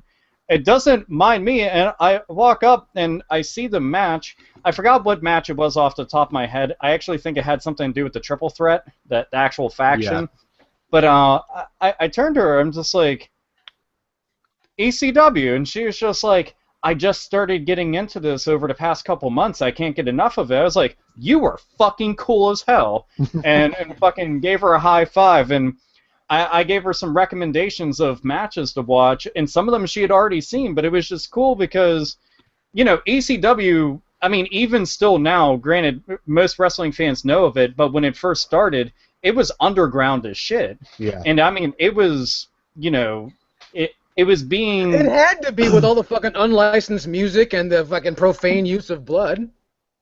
They never got shut down because no one cared, because no one heard about it. They must have been on Go Fight Live or something. The best thing, just forever will tell people, what you see on ECW might seem cool. You have to be there in person. I don't even know how to fucking describe the atmosphere because it's nothing like any other wrestling show I had went to. But all the wrestlers would interact with the crowd. They would say whatever the fuck they wanted. Like, people think I'm foul-mouthed. You need to listen to the Dudleys cut a fucking promo in the middle of the ring. that shit was of the most epic proportions. They would say the most fucked up things, like they'd call people out and be like, look at this fat, nasty fucking cunt right here. I wouldn't fuck you with his dick. Yeah. And like, just saying all this shit, and it was... People who shows like this have apparently never been to Philadelphia, Pennsylvania, by the way. Oh, dude, because if you've been to Philly, this should not be surprising at all. Oh no, not surprising at all, but when you were going to a wrestling show, the most that you're surprised to hear is, did that person just say ass instead of posterior? Goodness gracious! It sounds more like British wrestling. Oh, hello. Hello, good sir. I'm going to slap you around a little bit now. I love the British wrestling. These guys wrestling in front of like 9 dudes. Yes. In a studio, I swear to you, I've got closets, bigger closets in my house than where these guys wrestle. It's insane. The ring is like the size of the Ouya. It's ridiculous. The Ouya arena. The ILW, those guys, I mean, God bless them. They work really hard, but you can't see any of it, so it doesn't matter. They've got like 4 lights. They put on a good show, I will be honest. I've been to a try, show. they do what they can. It's very technical, and you have to be, especially in a ring. I mean, I'm not kidding. It's like a playpen for children. I've only seen one show of theirs, and they did a good show, but they are definitely like punching above their weight. Yeah, they're looking at like WWE and all that. So yeah, we can do that, but on a lot smaller scale. It's like, well, don't even bother. Scott. Well, also, I mean, and based on my experience, these are some of the biggest men that Britain have to offer. Yeah. And so, that means that these guys are in excess of 6 feet tall, so they try and do a vertical suplex. There's not enough room in the ring for a full-blown vertical suplex without injury. But they try. They tuck in the legs. They do what they can. It looks like converted midget wrestling. They get taller, they get shorter. Yes. No, but that I would pay to see. They try. And on that painful note, ladies and gentlemen, I'm going to bring us back to the video games because we have a ton more questions waiting, and it's time to go back to them. Mr. Daniel, Slopes Game Room Everton asks, what would be your ideal crossover game, but from 2 different companies be? I'm gonna go with one off the top of my head because it should have been made by now, and it's fucking common sense. Bayonetta and Devil May Cry. Fuck yeah.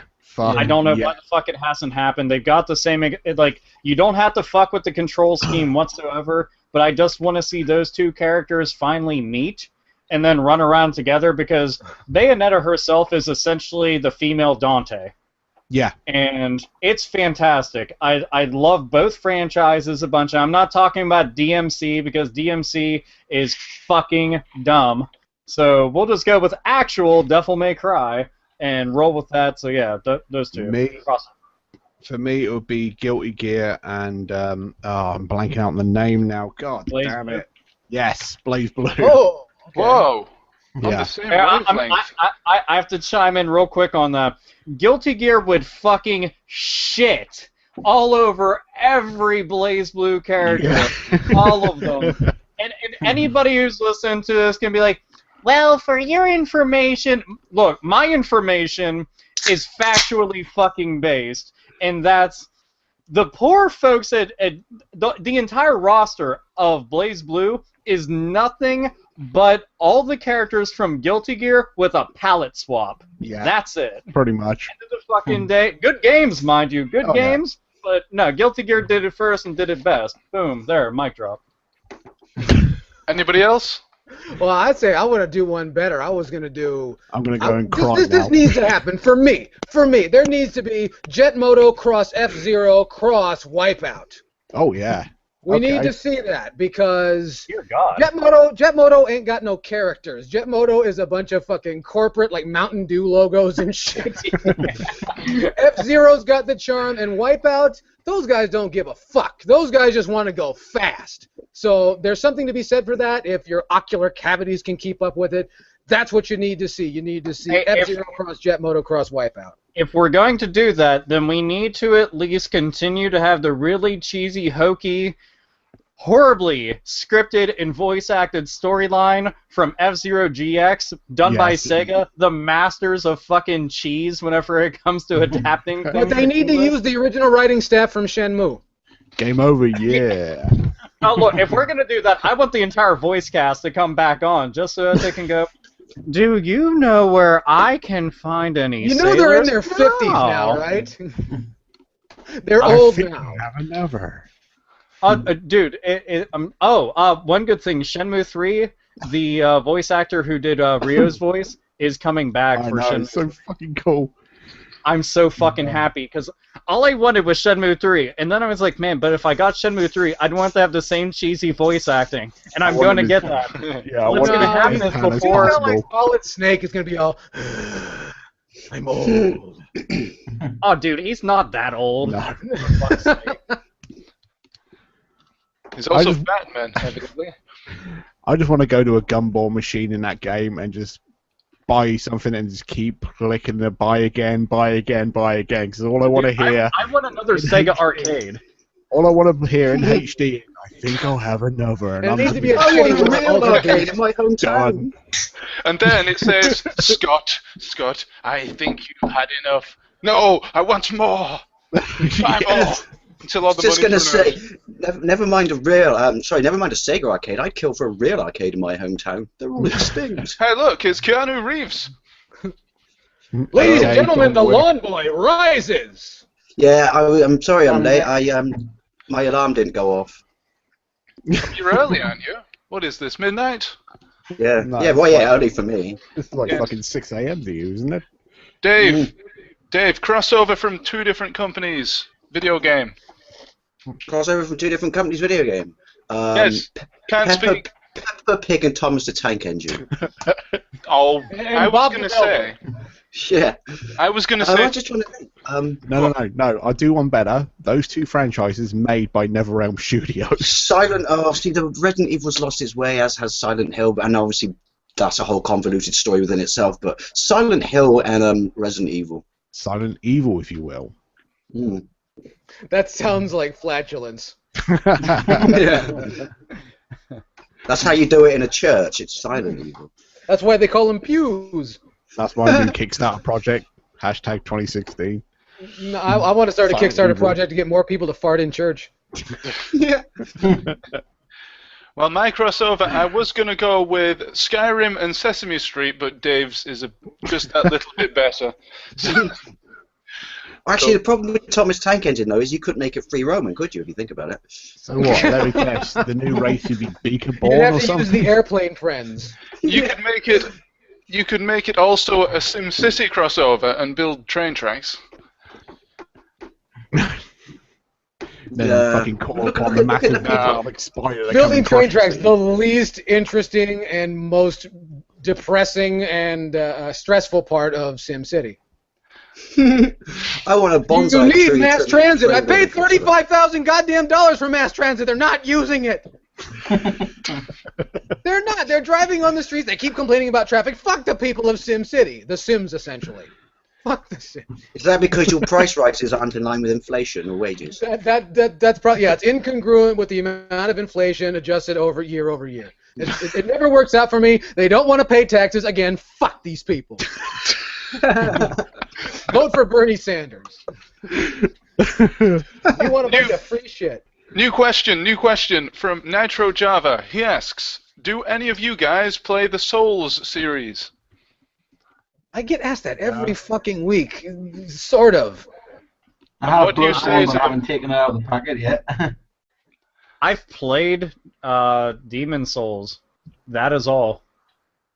I don't have any of the games, and my backlog is so fucking goddamn big. Well, everybody I can don't see have it right around. now.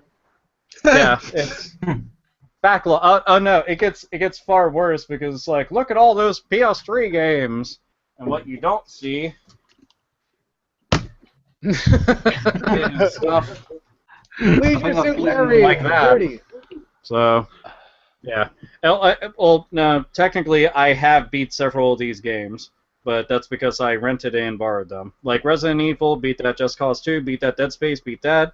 Silent Hill Homecoming, beat that. Sonic the Hedgehog, I didn't beat that because I don't think it's possible. And Metal Gear Rising, beat that. Get over there. That's amazing. Somebody who's good at video games on this live stream. I don't think that's ever happened. Huh. It's a first. An actual real-life gamer? No. Oh my god. We're going to have to retire the live stream because of that. Now, a non-gaming question.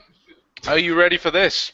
From CliffFitter89. He asks, why does anime suck ass nowadays, rather? What happened to Ronin Warriors, Cowboy Bebop, Berserk, The Vision of Escaflowne, and other quality anime shows? Like other quality pieces of literature, they went away. They told their story. They're not a fucking franchise to go on forever and ever and ever and ever and ever and ever. Good like answer. Planes or something. I could probably describe this. The market boom and oversaturation is what happened. There is still quality anime out there, just like there's quality manga out there. But the problem is that once the market blew up, that means that anybody was able to go and make it and put that shit out there. For example, did you notice that old anime, they had distinctive art styles? You could actually tell anime apart, just like you can with any other kind of art from anywhere else around the entire globe. But now anime all looks exactly the same. Yeah. Now, you're going to have the diamonds in the rough, but I mean, fuck, man, it's just too much, too fast. But luckily, we still have stuff like Detective Conan. Well, you could look at the Apple App Store or the Google Play Store for the same thing. There used to be a handful of useful things on there, and then everybody got a license, and now you have to wade through a bunch of stars and rainbows and bullshit that doesn't fucking do anything except steal your information. Yeah, Get a look at it shovel like and this. start digging. So if anime starts stealing information, we have bigger things to worry about. Look, the quality shit is Especially out the anime there. that I've seen. Oh boy. There's good stuff out there. Like it's just really an incessant amount of over. Like You just Attack on Titan. you gotta wade through it. Any Like, I watched recommendations? Death Note. That's kind of old, but awesome. Let's say it has to be. Let's say it has to be after 2005. Oh, I'm me fucked. I fucked. don't know any. Alright, let's see. Are there any Lupin movies after 2005? They are actually rebooting the Lupin series and bringing Are they? that back. Yeah. Oh, so they're gonna ruin it just like they did to RoboCop. Well, they apparently were still making the movies, but the actual ongoing series took a pretty long break, which, you know, depending on your opinion of it, it could be good or bad. But it still looks good. It still retains the actual look and feel of it, according to everybody that's seen whatever they have of it. It just sucks having to go through distributors and import that shit. It sounds weird, but most of the anime that I watch, I don't even know what years most of the anime I like is from. Can you really tell? I mean, with some of them, like one off the top of my head, I was trying to. No, I think Witch Hunter Robin's from the 90s. The only giveaway on new anime, if it's new or old, is the text in the credits. Let's see, Witch Hunter Robin final episode was in 2002. What about so I guess that's 2000. The cropping? If it's 4:3, it's likely to be. Okay, yeah, the cropping that should it should, but don't forget a lot of those films were given widescreen releases back in the 80s. That's true. That is true. Back when anime stood a chance. I've still got a soft spot for Wicked City. Here we go. Samurai Champloo, Full Metal Alchemist Brotherhood. That's alright. Let's see. Nope, those ones are all stupid. Still going. Hellsing Ultimate, that one's fucking amazing. That's fairly newish. Some of these I've just never heard of. Because again, Ergo Proxy. There's another good one. I'm a big fan of Ghost in the Shell series, but I like it more than the movies. Is that sort of thing shown on stuff like Cartoon Network over here? Do you know, or do you have to get it on DVD these days? I don't know. Do they show cartoons on Cartoon Network in Britain? I would not. I don't know. Because in America, it's the worst shit the internet ever thought of, but with a TV budget. I never thought, as a grown man, I never thought I would long for the Powerpuff Girls. Like, just something with color, anything. Yeah. Because this Tim and Eric awesome show can, again, keep the left side of my phallus. The only thing off the top of my head that I probably would watch Cartoon Network for would be fucking Adventure Time. I don't think that's even on Cartoon Network anymore. I say we return to the dizzying heights of Dexter's Laboratory. Yeah. They are. That was meant. When Jendi Tartakovsky was, still capable. Yeah. And then he met Adam Sandler, and, well, there you are. Well, yeah. And so forth. Does anyone remember the name of, and did they ever make it into a series? I read it years ago, and I got a complete brain fart, can't remember it, where the kid's school gets dumped into, like, an alternative dimension in the middle of a desert. Desert? No, that's porridge. A desert. And there's, like, all kinds of crazy shit outside that wants to kill them. And it's horrifically violent. Crazier than being dumped into porridge. Wait, you have porridge for dessert? Yeah, because we're poor in Bristol. It's a luxury. It's the main course here. That's because you're northern. It's up northern. But I don't remember what the name is. I'll have to Google it later on. It was brilliant. It was really, really done. I don't know how that is. Like. It used to come in really, really cool books that you read from the back to the front. Oh, right. You mean the manga? Yeah. Oh, I thought you But meant I was just anime. curious whether they made it into a series. So, what was it called? All I just remember was it was so dark. And it was just, you'd never get that shit over here. But, anything flies there. I got to find this. If I remember rightly, because I used to go to, like, across the road, there was a mum and pop's video store when I was a kid, and the only sort of manga stuff you saw was either What, Scott? Sorry? manga, anime, what the fuck ever. No, I meant The mom only and pop. the only thing you would see would be fucking Violence Jack and the Guyver. That's it. And that's all I fucking watched. Yeah, that was my only like introduction to anime at the time. And I'd go back and watch like Violence Jack now, and it's just the worst fucking shit you ever seen in your life. Richard Anderson worked in your anime shop. Dude, I just recently got an account on Crunchyroll just so that I could start watching some newer shit. It sounded like you said cunty roll. I was like, what site is that? That's me signed up for that. Is that on the Apple TV? That is a Crunchyroll. Crunchyroll. Okay, right. I think we've done that It's to an death offshoot now. program. It's Anime. They like pizza rolls, but X-rated. X-rated pizza rolls. Exclusive programming on the cuntyroll.com. X-rated pizza cats. There's lots of preservatives in them. I believe in Monosodium glutamate and what have you. I believe in 44 shows, that's the first time we've ever talked about anime. At least I don't ever remember talking about it. I thought you were going to say, said the C word, and I was going to say, really, keep up? Ooh. We should do a supercut of all of those, shouldn't we? Someone go and do that. We'll pay you a £5, £5, UK. Well, you're northern, that's a lot Well, of that's money. better than $5 American or 5 Greek euros, so, you're doing all right. That's me all week's wage, that, £5. Why, are you in Macedonia too? Kishiro guy says, or asks, what's your favourite way forward game? Strider. Are there different way forward games? Because I'm pretty sure they were all Shantae. Nah, probably mine be Strider. Fuck. That's the only one I can think of right now. I can't think of any. Look it up. Strider. I'm gonna go out on a limb. DuckTales. And, yeah, DuckTales Remastered. They did pretty well with that one. I like DuckTales Remastered, then Double Dragon Neon. Oh yeah, Double Dragon Neon. Yeah, that Mighty was Switch good. Force is no slouch. I still have not gotten to try that. I want to though. It challenges your patience here and there. Okay. Oh, you know what? I always forget. Contra 4 was actually Yes. done by Way Oh Forward. yeah, yeah. they Nintendo were. DS 2007? Dude, That's a and good it's game. weird because not only is that a great Contra game, Yeah. it has the look and feel of all the Contra games, sounds like it, but they never tried to capitalize off of No. it. Same with fucking Hardcore Uprising. Nothing Oh yeah, else. Hardcore Uprising, fucking phenomenal. And Yeah. it just goes to show, like, Konami in-house hasn't been developing shit.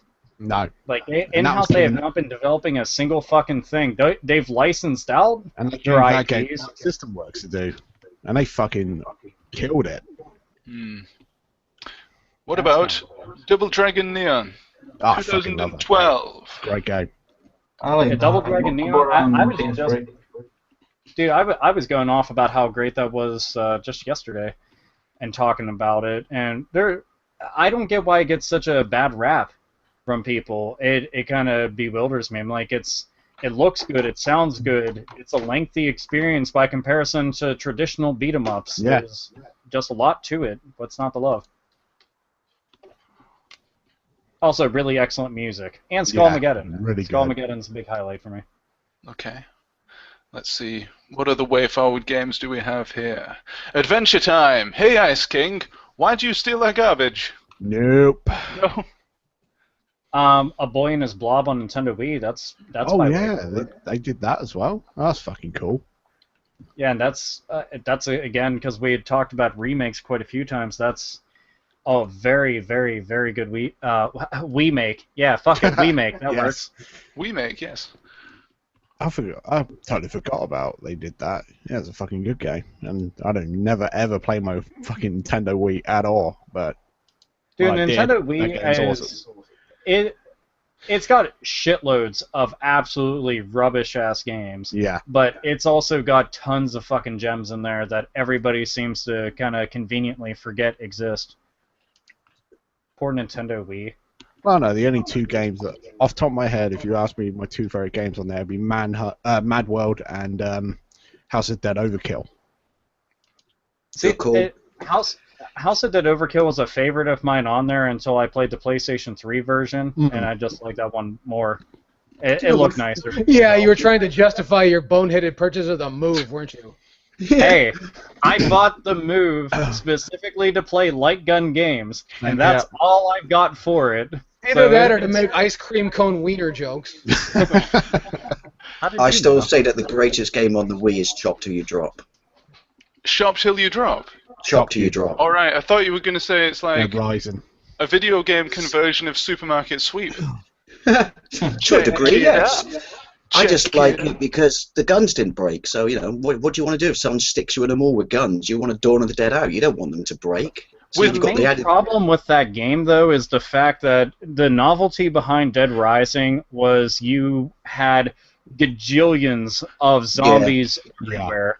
And in that, they could not handle it. The textures were bogged down to absolute shit. While the combat seemed a little bit better because of what you had brought up, the main premise of it seemed to just, I don't know, be taken away. It's like you're in this big mall, and it just seems so vast and new and great. And it had those little ropes that pinned you in as well, didn't it? But I just really enjoyed it because when it came out in this country, it was a budget game. On launch, it was £15. So, you know, that kind of took a bit of a sting out of it. And also just running around the wall with loads of guns. And I used to like going on the roof and taking out the sniper gun and just popping zombies in the head, pushing trolleys. Did you play the 360 one first, or did you play that one first? I played this one first. See, that's why. that might be why. Like for me, I played through the 360 one a shit ton. Then when I played that, I felt like I took several steps back in regards to a bunch of stuff, and I'm like, why the fuck did what? It had bothered the crap out of me. No, I think you're right. I think it's because I went to it fresh, like you said, if that makes sense. So I had no sort of preconceptions of it. So I guess the fact that the zombies weren't brilliant and also they kind of clipped in and out quite badly. You turn around, there wasn't one there, and all of a sudden he appeared like the shopkeeper from Mr. Ben.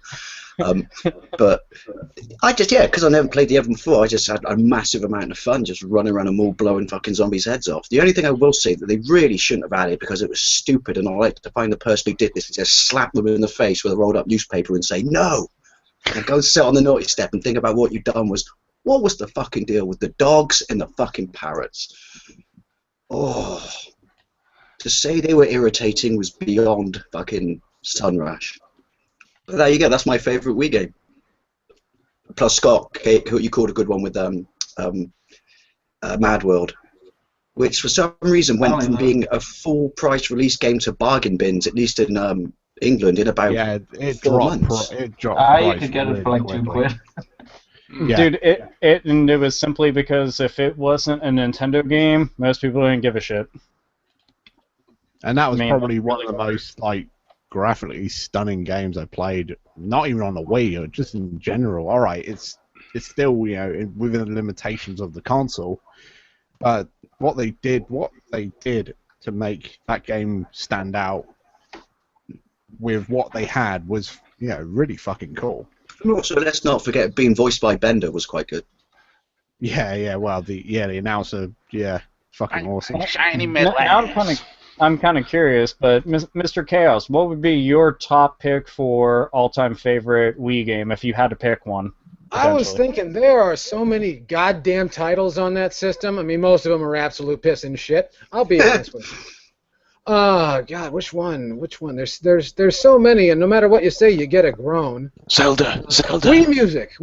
That one's fabulous. I would not be the proficient lead guitarist that I am without Wii Music, and so there you are. And Nintendo's live conference would not have gone over as well without that being demonstrated live for an entire audience of people that look confused and scared at the same time. Well, not only that, seeing Reggie on a balance board, that can terrify entire countries. At least we know how to win world wars again. We do.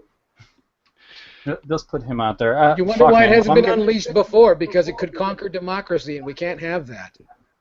If I was going to pick one, I guess I'll go with Super Mario Galaxy. Generic, I think Super Mario Galaxy 2 is slightly better. It is, from what everybody tells me, but I still don't have the game, so I don't ever want to be like, it's better because of what I've heard. Like, I've played through all of Galaxy, and that I consider one of the best Mario games, which is saying a whole fuck ton. And I feel that they don't get the recognition. It makes you hate Super Mario Sunshine less. I don't know about... Well, you know what? I don't hate Super Mario Sunshine because I can still think of those segments where they take the water pack away from you, the flood. Yeah. And they're like, all right, go through the stages on your own without it. I'm like, why couldn't the game be this? That'd be great. Can we just have this and only this? No. Bits of Sunshine that were really good. I liked when all the... Where Mario goes on vacation, but he still has to fucking clean everything for some reason. What kind of vacation is that? The level I liked didn't have that. It was he got his jetpack taken off him and he had to get to the top of like the resort from like underneath. So he was like hanging everywhere. Like everything on like the main like top side of the level was like lava. That was one of my highlights. It let you actually platform the way that the game should have been. I mean, I'm willing to forgive camera problems to hell and back unless the game is unplayable because of how bad it is. But overall, people might look back and eventually like the game, kind of how everybody started to with Luigi's Mansion. Everybody shit on that poor thing when it first came out, and I fucking loved it. On Wind Waker as well. Oh yeah, Wind Waker got tons of fucking flack. Oh, this game looks like shit. It looks like a cartoon. How gay! It's so fucking gay. That's what people would say about it all the time. That pales in comparison to the faggoty melandering about how Link is not right-handed. Oh! God, who gives a shit? I think it always kills me, some of the complaints that people have about Legend of Zelda games. I'm like, man, you guys are fucking ridiculous about some of this shit. Everyone loves to drop a big leg on the Wii. It's an easy candidate. Just like the Ouya. Fuck the Ouya. Look, the Ouya really doesn't have much to offer. Well, they're going to be pulling sponsorship. They should have pulled sponsorship by now, but we're like some of the only ones that are willing to take them for sponsorship, so they're probably happy. Yes. Ouya, if you're watching, ding. Right, while we're on the subject of Zelda, Novabug asks, will the next Zelda ever be released on the Wii U, or will it carry over to the NX? What's to say it wouldn't be released on both platforms like Twilight Princess? That's what I think is going to happen. I think it'll be like a 6-month gap. Because the exact same thing happened with Twilight Princess. They hyped the fuck out of Twilight Princess, and then, well, hold on a second. We love you too much. That's the way they make it seem anyway, when in fact somebody dropped the ball somewhere. And why couldn't it be a dual release? I don't see that being a problem. You're going to get it. Calm down. It's true. Both copies. I forget, but does Nintendo actually have a conference at the Tokyo Game Show? I think they're going to have a developers conference, but outside of anything for major announcements, who knows?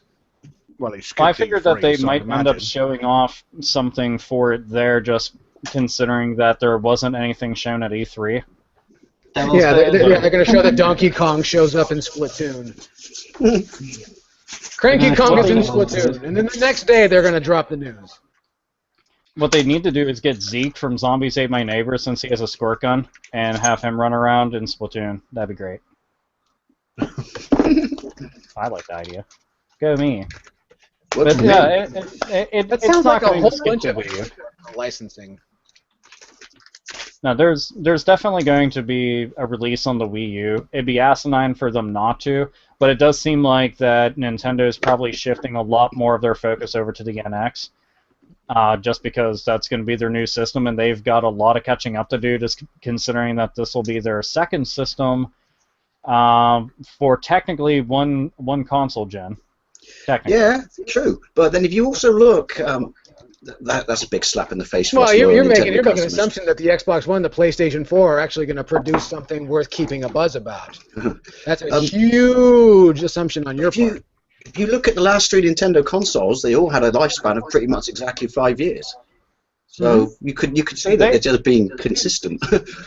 I would say that normally, but the thing is, just considering the timing of the competition, and then considering the specs of them versus them, it then seems as if Nintendo had brought out the Wii U for the Nintendo came out the gate starting this technical console generation, and that's what most people consider as all right. The next console generation started with the Wii U because the Nintendo Wii was the last console generation, so. In a way, this is like them having a second console out the gate. Yeah, but also the business is changing, and time span, just like especially in fashion with young girls, it gets shorter and shorter. The cycles get shorter all the time, and these are things that you kind of have to expect. Look at the iPhone; they don't even need to, and they're shoving new ones out the door. And some dumb fucks buy them every single time, lined up out the door. Do you think the new NX stands for New Extreme Wii U? And it's the part again. I think it means the same thing Project Cafe meant. Nothing. Oh, and Yell Chaos, I actually have an entire list of games I'm looking forward to on the PS4 right now. All right, that's good for you. And now they just need to sell it to 35 other million people. I'm going to name them off for the fuck of it. Please do. Because then I'm going to go get my fucking whiteboard. Earth Defense Force 4.1, Disgaea 5, Tomb Raider, Worlds of Final Fantasy, Fallout 4, The Last Guardian, Final Fantasy VII Remake, Star Ocean 5, technically, South Park, The Fractured Butthole, haha, I always like that name, Doom 4, Mad Max, Just Cause 3, Uncharted 4, Ratchet & Clank, let's see, Fallout 4, and this is technically cheating, Shovel Knight. Yeah. Because I want the physical copy of it. Name all the games that you want on the Xbox One. I don't have an Xbox One. Competition, my foot.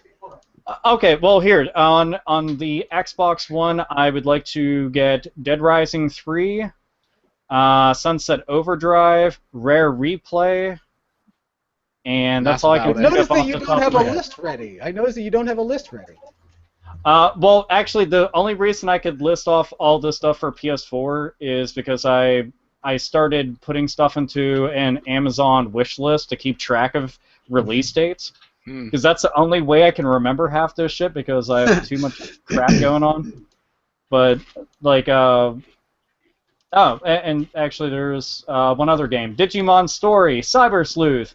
Yes, I am actually looking forward to that, because it's a turn-based RPG. Oh my fucking god, and it's on consoles! Holy shit. So amazing. I've got to be honest, South Park will probably be the reason that I finally jumped to one of those two systems. So I love the first game, and the fact that I'm going to have to upgrade to play it possibly means I will. So it wasn't the half-assed promise of half-assed backwards compatibility to win you over, Dave? Maybe a little bit, but Because I was going through my Xbox games, and the fucking Xbox 360 doesn't support jack shit on the original Xbox. It Nah. supports. Hey, it does. It supports something. It supports bet. fucking Project Gotham Racing, and that was about it. the Punisher. Oh, and Crimson Sky. The only game off the top of my head that is support would be Panzer Dragoon Auto, because that's the only time I played it. Yeah, and thank you very much for sending it to me, Scott. What? Panzer Dragoon North is quite a good game. I don't know, it is kind of a bummer that backwards compatibility has taken such a backseat this generation, which I found to be kind of annoying. It's sad what people will throw a fucking parade when you mention backwards compatibility. That's like, what, 17% backward compatibility from just what I've seen from Microsoft? Whereas the Atari 7800 had 100% backwards compatibility in 1986. Get one of those then. You definitely do. Don't buy the Xbox One. Get yourself an Atari 7800. That way you can feel really European.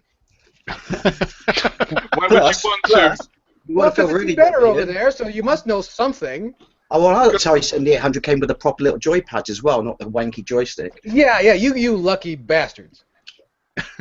What did we get over here in America? We got tendinitis. That's what we got. Sounds like a great game. Does anyone know what the deal is with the NX and if Nintendo are going to do their standard? Because let's be honest, they're the bastions of compatibility who kept flying the flag. Is the NX going to have any form of backwards compatibility, or? There's absolutely no features announced for the NX other than it exists. No specs, no nothing.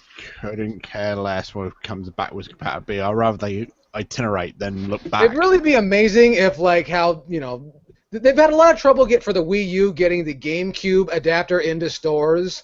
I got Smash Brothers on my Wii U at fucking Christmas time, and they just got into Best Buy last week, August, 8 months later. So I can imagine they would say, yes, there's backwards compatibility, but you have to buy this extra disk drive to put your disc games in there, but then they don't get them into stores until, like, fucking the second coming of Christ. Well, that's because he's an important guy, so they didn't want to let him down. Yeah, but he said he was going to show up like 15 years ago. That was a lie. Must be the same PR people. The same people that worked at Ouya. Ouya! Dragon Quest Heroes, Tales of Zestiria, Nier, and Tearaway Unfolded. There's some more. Oh, yeah.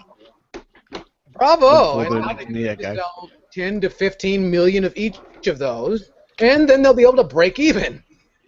Woo! And they won't have to sell as many buildings next year. Good for them.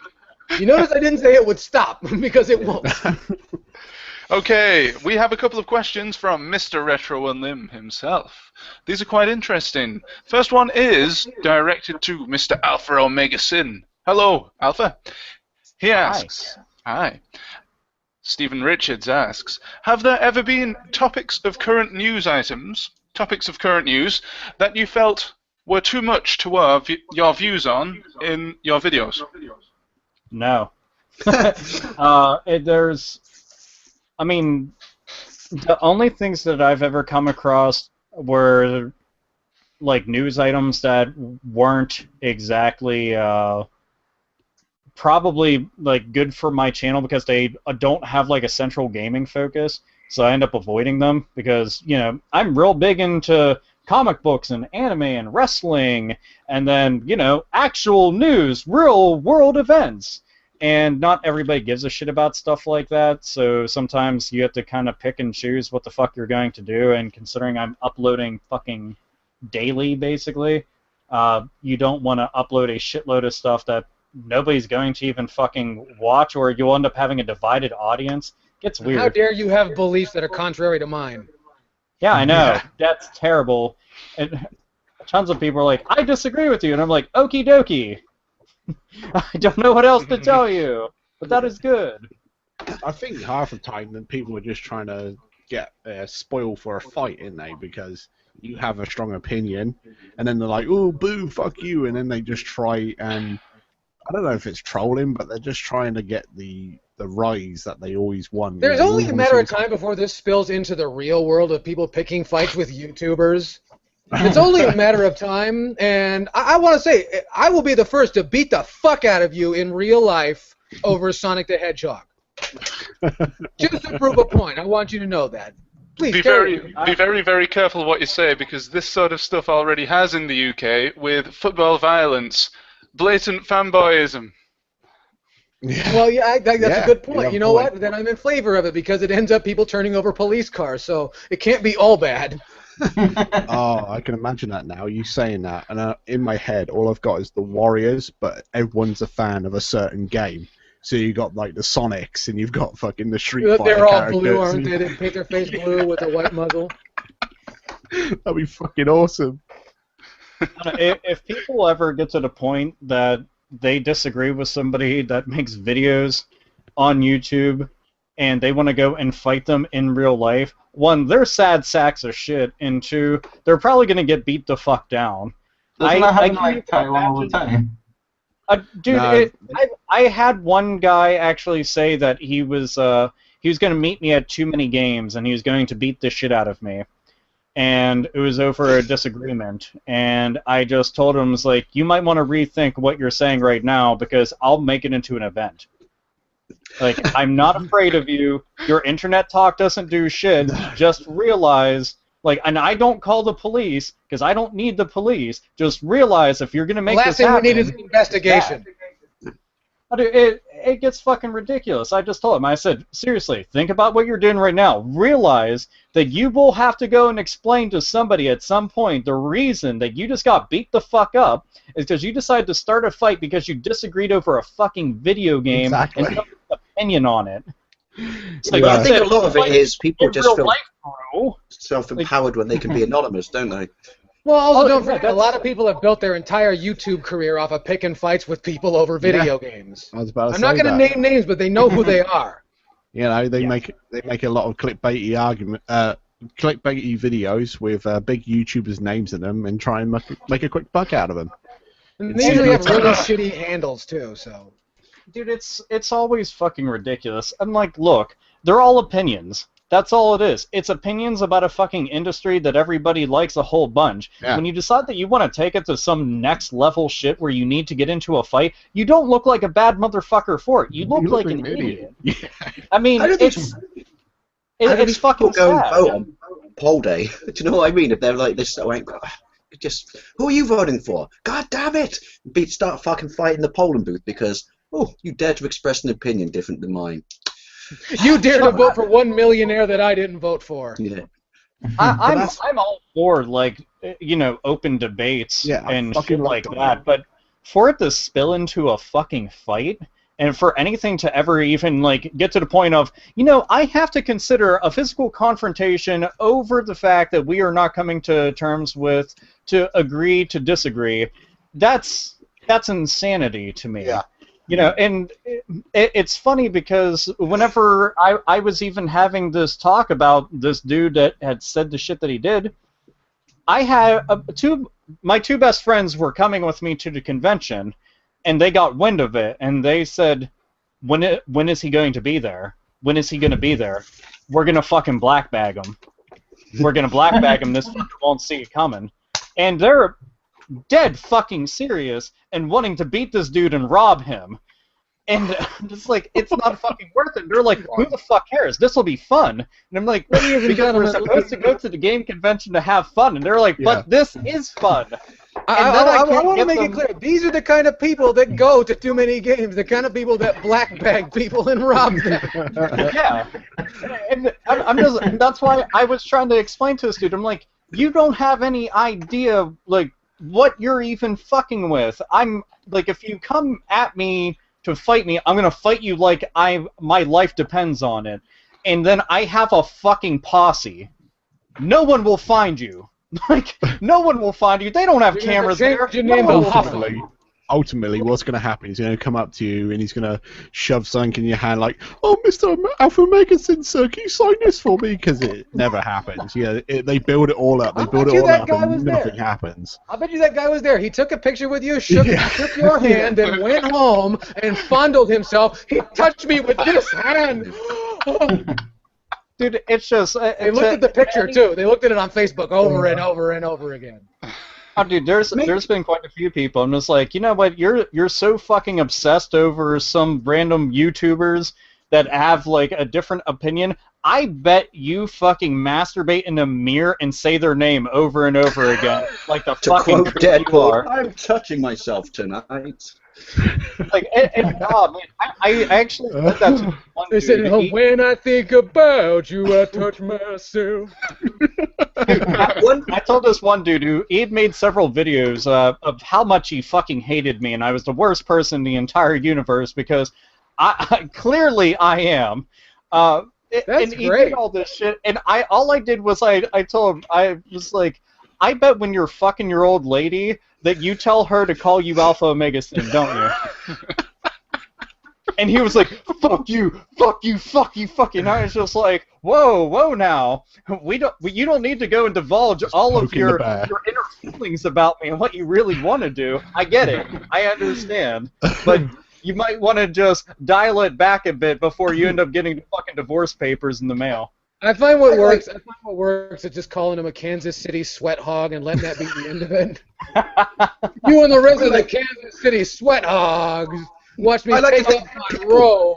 This emotionally stunted start fights with traffic lights because they disagree with them telling them when to stop. I don't want to walk.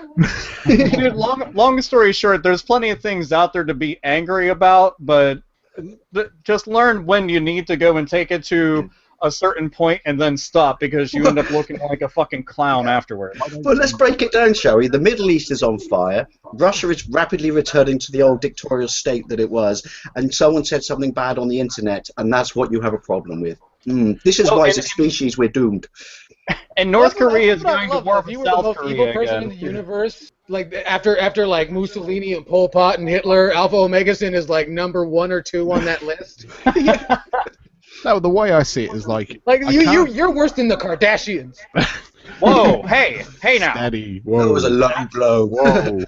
That's terrible. Why would you say But the way I Okay, see it fine. I is mean, this. maybe you're not as bad as them, but you're definitely worse than the Duggarts. fine? The way I see it is this: is like, why can't if someone has a different opinion to what they're watching, say like we're watching a video of mine, they don't like my opinion, why can't you just fucking say, all right, I'll make my own opinion, and this is my counterpoint, you know, and then you can generate content Stunted, too. Scott, and that would require a level of intelligence. Yeah. But it's just easier to flag the video and get it taken down, and Oh, you're yeah, I've had that shit unfortunate before. copyright strike. Fucking stupid. Snob, you must be one of those guys who's dumb enough to ask what they think, because they don't. No, they don't. But And that just like, leads to lots and lots of disappointment on your end. No, You I poor do man. like to mess with them, saying, you know, well, think about it. Think about what you're fucking saying to me right now, and then come back to me, and then, you know, you'll think differently, because most of the time it's just reactions. They don't. I've got a counter argument for you though, Mr. Bailey. What? All this coming from the man that I managed to convince to eat a whole tablespoon of Marmite. Exactly. Bad idea. Okay, so Magus Andres asks, if you were to remake Parasite Eve, what would you do to improve it? Nothing. Is it perfect? It's good enough as it is. Yeah. Make the first one and don't go anywhere near the second one. Period. Yeah. Because what the fuck was that? I like the second one. Remake the original. I guess I would actually go with an entirely New York City, which, you know, is like the hub of the entire game. I'd make it so that you could travel around to the locations a little bit easier rather than just have like the generic map and go there. I'd put everything into 3D rather than just the pre-rendered backgrounds. I mean, somebody could argue, well, why not do it like the Resident Evil remake? But I always thought that the visuals in Parasite Eve were fucking stunning, and I would love to be able to look around those areas. I would change something about the battle system, just slightly.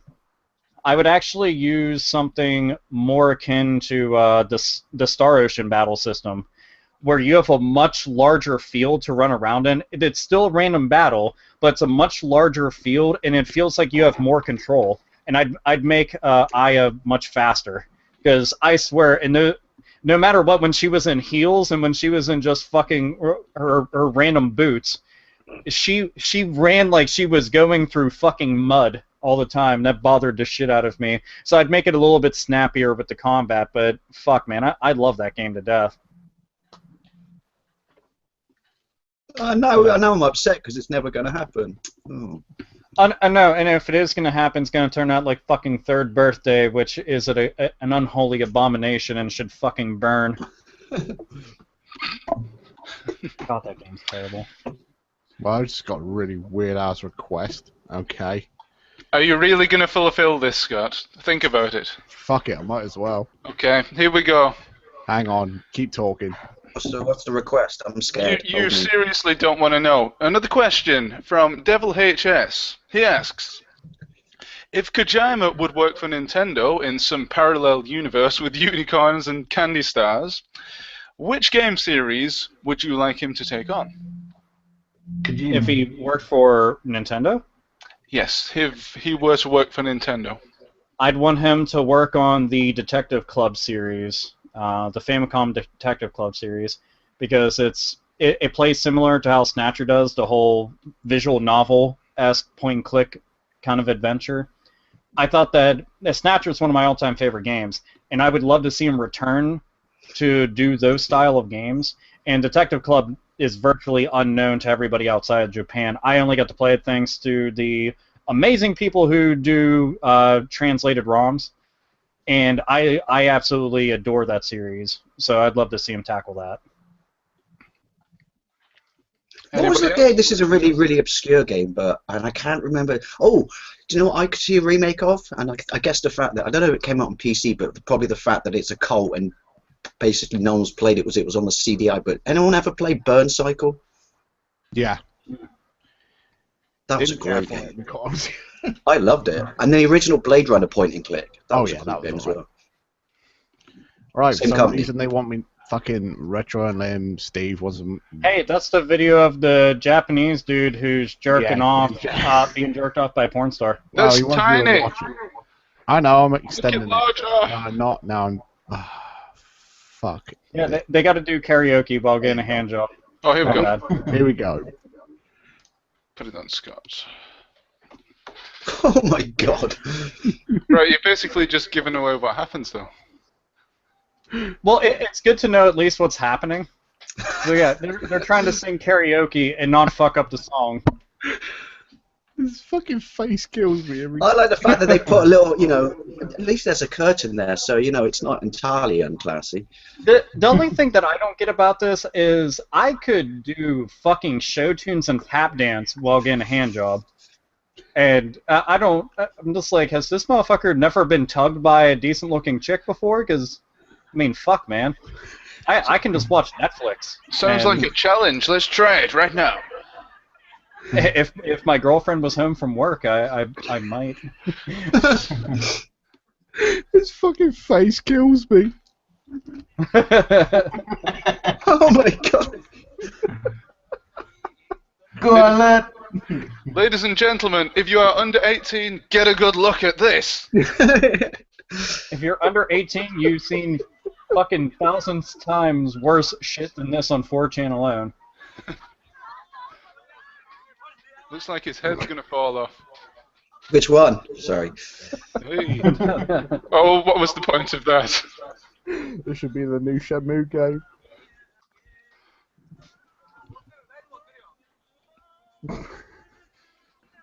And people have problems with the YouTubers. Is it still going?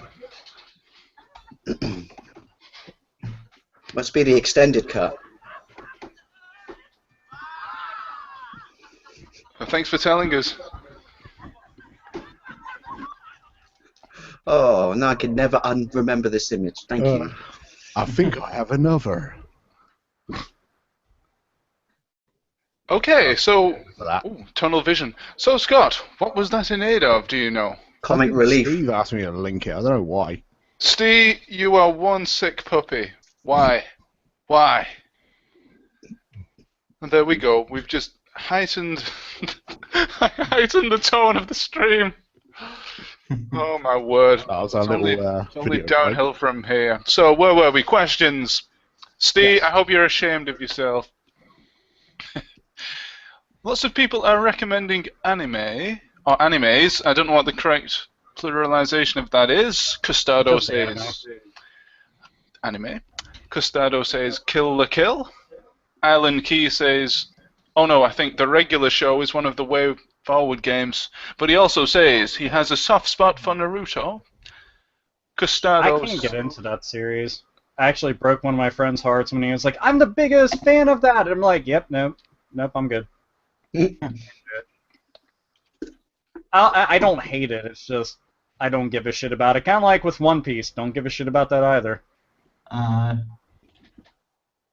Oh, Actually, Stephen. same thing with Bleach. Yeah, and most people will probably be freaking out, but I don't know. There's just too much fucking filler in those. I got enough filler from Dragon Ball Z. I'm good. How many about episodes have 500 there been episodes, then of Dragon Ball Z in the history of time? Dragon many Ball Z. episodes? Fuck. There's what? There's a couple hundred. There's about 300 of Dragon Ball Z. And how many of those? Assuming that we're including Dragon Ball Z, Dragon Ball GT, and then Yes. I guess now Dragon Ball Super, technically. Yes. Now I know when I went to the Combined, rental I'd say store. about 600. Now I know when I went to the rental store and I never had any because I always asked for Dragon Ball Z. Who knew? No, it was because you asked for Dragon Balls, and they literally gave you balls of dragons. One shot. Ladies and gentlemen, I do apologise, but I have to leave because I've got to jump on Slamcast. But I would just like to say, A, sorry I'm late. B, Yelkes, Alpha, it was lovely to talk to you guys. And Likewise. take it easy. Teddy, I'll bye. sign out as well. So good night, guys. Thanks. Well, for Dave. Scott. Dave, you are a deserter, and you should be also ashamed of yourself. Oh, Scott, you're I'm let going to off say you because... should be shot. Yes, Scott, you're let off because you've been here all night. I need to fucking lie down. I'm laughing too hard. I do apologise, just internet commitments. Scott, Dave, before you go, Stephen Richards asks, if you were on Handjob Karaoke, what song would you sing? If Highway she's to that Hell. hot, it would have to be Bohemian Rhapsody, so it lasts quite a long time. I think it would be Come On Eileen. No, judging my stamina, it'd probably be in a Ramones song, so I'd probably beat on the brat with a baseball bat. So after 2 minutes, I'm done. Well, thanks for airing that, Scott. That was a lovely fellow. I don't know. If I'm going to get a hand job and do karaoke, I want to sing Highway to the Danger Zone. You know it's definitely not going to be playing with the boys, right? With a K-log. I wanted to do some fun stuff. Plus, I Or like maybe singing Mighty songs. Wings. Ooh, Mighty Wings. Alright, I gotta go, guys. But anyway, it was awesome to talk to you all. Have a Cheers, good night. Dave. Good night. Hi, Dad. And thank you very much, Scott, as well. Thank you for joining us. We have approximately 10 to 15 minutes left. So, guys, is there anything that you would particularly like to chat about before the show comes to a close? I don't know. I was particularly doing pretty well with the Highway to the Danger Zone. I mean, tell me, Alpha Omegason, how long does it take you to get to the Highway to the Danger Zone? I don't know. It depends. Like from your house. Let's see. Now, if I'm going by car, I don't know. It'd probably take about 15 minutes. Now, Suppose if you I'm spread your taking wings the and took bus, flight, how long would that take? Huh? Provided you spread your wings and took flight, how long would that take? Oh, well, no, I can get there within like a couple seconds. Wouldn't it depend if there were a Japanese porn star in the car with him? Well, no, I you kicked have to that- I understand kicked the that term bitch out porn unless- very loosely. Like that bitch is getting kicked out unless she gives me some fucking gas money. Not getting a free ride. Don't give a shit if you do porn. Yeah, because anybody can do porn. Anybody with an iPhone can do porn. That's true. I am a walking I example. love the term porn star because porn is the only industry part of show business that you can suck off a horse on a shaky cell phone camera and be called a star. Mm. I don't know. To a certain degree, that can describe some YouTube channels. So That describes like 30% of YouTube channels. That's like, usually these I don't know. douchebags that poured fucking ice water on their heads and thought they were making some sort of statement. Well, technically, if you want to have a real YouTube channel, you have to suck off something that looks like a Minecraft character because that's all motherfuckers think that they're able to go and do. I did the billionth Minecraft Let's Play. Isn't my channel keen? Wasn't it? I thought it was Skylanders. Is Skylanders over with? And Skylanders never got big enough that it was like fucking Minecraft. Jesus Christ.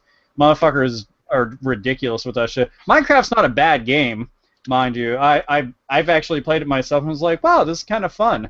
But people are so When I see it, I say, ooh, a poorly rendered piece of software. People are starved for attention that they think that by proxy they have to do Let's Plays of that. And if you think that there's like some magic bullshit that you put on your channel and that's how you start generating fans, that's fucking ridiculous. Be unique. I'm not sure Minecraft makes a very good Let's Play video, if I'm honest with you. It can if you're completely honest about what's on the screen. If you get stuck somewhere and you're fucking shit. Yeah, but I mean, technically, any game can be... If you have the right person playing a game, any video game Let's Play can be amazing and fun and engaging and entertaining. But to just play something like Five Nights at Freddy's, motherfuckers don't really give a shit about Five Nights at Freddy's now.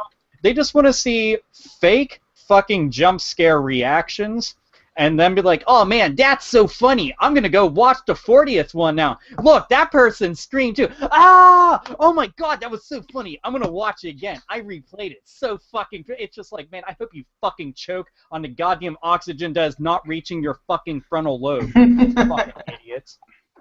God. Alpha really hates Five Nights at Freddy's. No, I fucking hate the fact that it's not really a game. It's an interactive screensaver that everybody jumped on the fucking bandwagon of just because some top goddamn fucking Let's Players were doing it, so everybody else has to. Imbeciles. You know what you gotta do? That's You gotta why make a people Let's Play opinion. channel out of the dungeon crawler aspect of After Dark screensaver from Windows 95. Yes. You should capture that. We're walking down a tunnel. We're walking down a tunnel. We're walking to happy smiley face. We're walking down a tunnel. What a great idea. I'm going to go and do that. All right, excellent. See, there you go. You're taking off, and Yes. You're going to be a huge star, and you'll be at these gaming conventions before you know it. Yes, it's my ticket to stardom. I'm going Yeah, to either that or sucking off a horse on a cell phone camera. I think I'll do I the was horse actually thing. trying to figure out what the hell I want to go and stream, and one of the main games I want to start off with was fucking Phoenix Wright Ace Attorney. Do you know how exciting that is? Not very fucking exciting. No. But I love the game to death, and more people should. You'd be better off streaming reruns of Law and Order. Dude, I probably would be. But the thing is, I'd rather just do Let's Plays or live streams or whatever the fuck of things that I legitimately am into and play, which are not shit like Minecraft and Five Nights at Freddy's. I wouldn't lie. And the thing is, like, the whole fake jump scare reaction, I can't do that. Games don't make me react that way. The last time that I jumped at a game was just because something popped up and I went like this. And I just kept playing. That's all. There's nothing else to it. Just kind of went, oh. Still playing. There's this prevailing idea that horror games and horror video games and horror movies are the same thing, and they're not. No. Oh well, if that gets people's fucking goat, then I say more power to them. Okay. It's not what you were saying at all. You're just putting it off to a different stream of conversation. You're a different stream of conversation. Ooh, this is getting, Ooh, I'll getting practice you. Go on. Come over there and do terrible things. I'll put you in a headlock. Oh dear, this is getting very combative. Oh, who's That's that? it. I'll give you a fucking. We'll go into tickle combat. Oh shit! There are gonna be you know what? Alpha Omegazin versus Yell Chaos in the cage at Magfest. There's gonna be noogies. Mr. Daniel Ibbotson, welcome to the stream. Hey, hey, hey. Hey, hey, Krusty the Clown. Hey. Hey, hey, hey, hey. Hey, hey, kids. Welcome We're getting to copyright strikes left and right. Oh wait, no, you got to get the laugh. Like, the... Buy my cereal. yeah. Chrissy is amazing. I can't actually do his direct voice, but damn it, I can at least do the laugh. I want to get Super Mario Maker so fucking bad. I've got that coming. Did you I pre-order? comes in like 2 or 3 weeks. Yeah. I don't even know when it's coming out. I pre-ordered it a while ago. I've got the On little... Patriot Day, September the 11th. I want to pre-order it, but fuck, what was the last thing that I pre-ordered? I don't remember. I can appreciate it. You know what? I pre-ordered the Amiibo 3-pack. That was the last thing I pre-ordered. And you're gonna jam them into your veins, aren't you? Well, better than up my bum. But because I got spots on the shelves. The thing is, if you see back there goes all the fucking Amiibos from the last set, and that's because I want to do a proper unboxing review, but I needed to get something, like, I want to get this this cool-ass thing to record them on, and I didn't have it, and I haven't gotten around to recording it, so that's why they're still sitting there, because the other You actually opened them? Most of mine are. I've opened all my other ones. That entire set I haven't opened because I want to do it all in one video, because I want to do it with packaging, then outside of packaging. Holy fuck, we have a lot. Well, most of these are opened. If you look, Wow. this one's probably the worst one I opened, and then most of them have still got tape, but all of them have still got like the metal bits underneath, like taken out, so I can all use them. Aye, that's an addiction. Oh, it is. And I got some over there now. Oh, there's more! And I've stopped collecting at the minute now. Dude, and then yeah, he you turns really the camera stopped, I can see. ever so slightly, and you see like two people's, their legs are sticking out of an entire mountain of them. I'm like, my addiction's gone so far, I had to start getting rid of the witnesses. Mr. Ibbotson, I believe you had a question for the panel. Did I? Oh, what? Yes, about Rockstar. I was just throwing questions in. I think what would be the best? What should Rockstar do next? Not bully. Oh yeah, it wasn't actually it's Rocksteady. I meant actually, not Rockstar. Rocksteady. Ah. Now since they're not. Rocksteady, he should get back together with Bebop, and they should just terrorize New York City Boss. They should do a Turtles one. If Rocksteady, if I was going to take Rocksteady in, fuck it, I'm gonna license them to take the very first Crow movie, and then make a game out of that, because I think that they could pull it off, just given the entire thing of Arkham City, and then we wouldn't have to have it like with Arkham Knight, where you have a vehicle that controls like it is possessed. So I don't understand how you would make a game out of that. What, the Crow? Yeah. I mean, and do Think you about include the botch, or you don't include the botch? It would be better if you did it as Blade. Blade would be a good game. Well, yeah, actually, Blade. Well, I mean, I thought about the Crow because the Crow is one of my favorite movies and favorite comic book movies and all that shit. But with Rocksteady, you figure there's lots of hand-to-hand inside of the game for the combat, and they've already got that down pat. Traversing the city, you're just doing it upon rooftops. You could go and have like the Crow fly around, navigate areas. That could be kind of like the detective mode that Batman has. You're just utilizing the Crow to go and do that. And then all the boss fights, which are like the main tier bad guys, and Batman, you would just kind of do it with the Crow, but somehow find a way to make it into a real battle rather than him just showing up and owning the fuck out of them. Yeah, no. It doesn't sound like a terribly strong tie-in to a video game. Now, on the other hand, Prince's Purple Rain, make a video game out of that. Then I will be impressed. Purple Blood Rain. Purple Blood Rain. Okay, if that's what you want. I mean, that's up to Blood Rain. It's not up to me. Hey, Blood Rain Betrayal. That's another game Wave Forward made. Boom!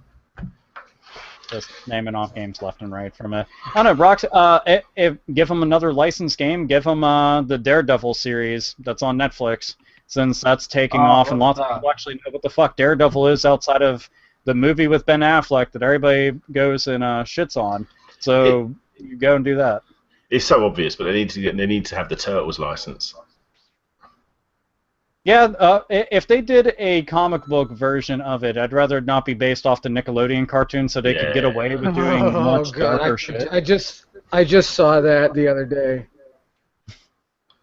I've watched it with my son a couple of times. It's not the worst thing in the entire world. I've definitely watched worse. I've watched so much worse, but I realize they're so long for no reason. They're like 30-minute episodes, and they only have maybe 9 or 10 minutes worth of something to talk about, 9 or 10 minutes worth of plot. The rest of it is, Master Splinter, we're teenagers. We're going to do teenagery things and listen to music, even though we're ninja. They could do it off the new Michael Bay movie. No. Okay, so that would involve algae, poop, and Michael Bay. With lots of lens flare. Michael Bay just needs to realize that he needs to go and he needs to do the one thing that he was destined for, and that's make an explosion montage, and then Megan Fox getting fucked by virtually every cock out there, which is more than likely just his, because I don't know how that bitch is still getting any kind of like jobs in Hollywood outside of him. I don't think she is, actually. Well, there's a reason they call him a jobber. Yeah. On your knees. Because even if Megan Fox makes it into a movie, she still doesn't go over. She's like Stephanie McMahon. They keep sticking her out in front of people, but she never goes over.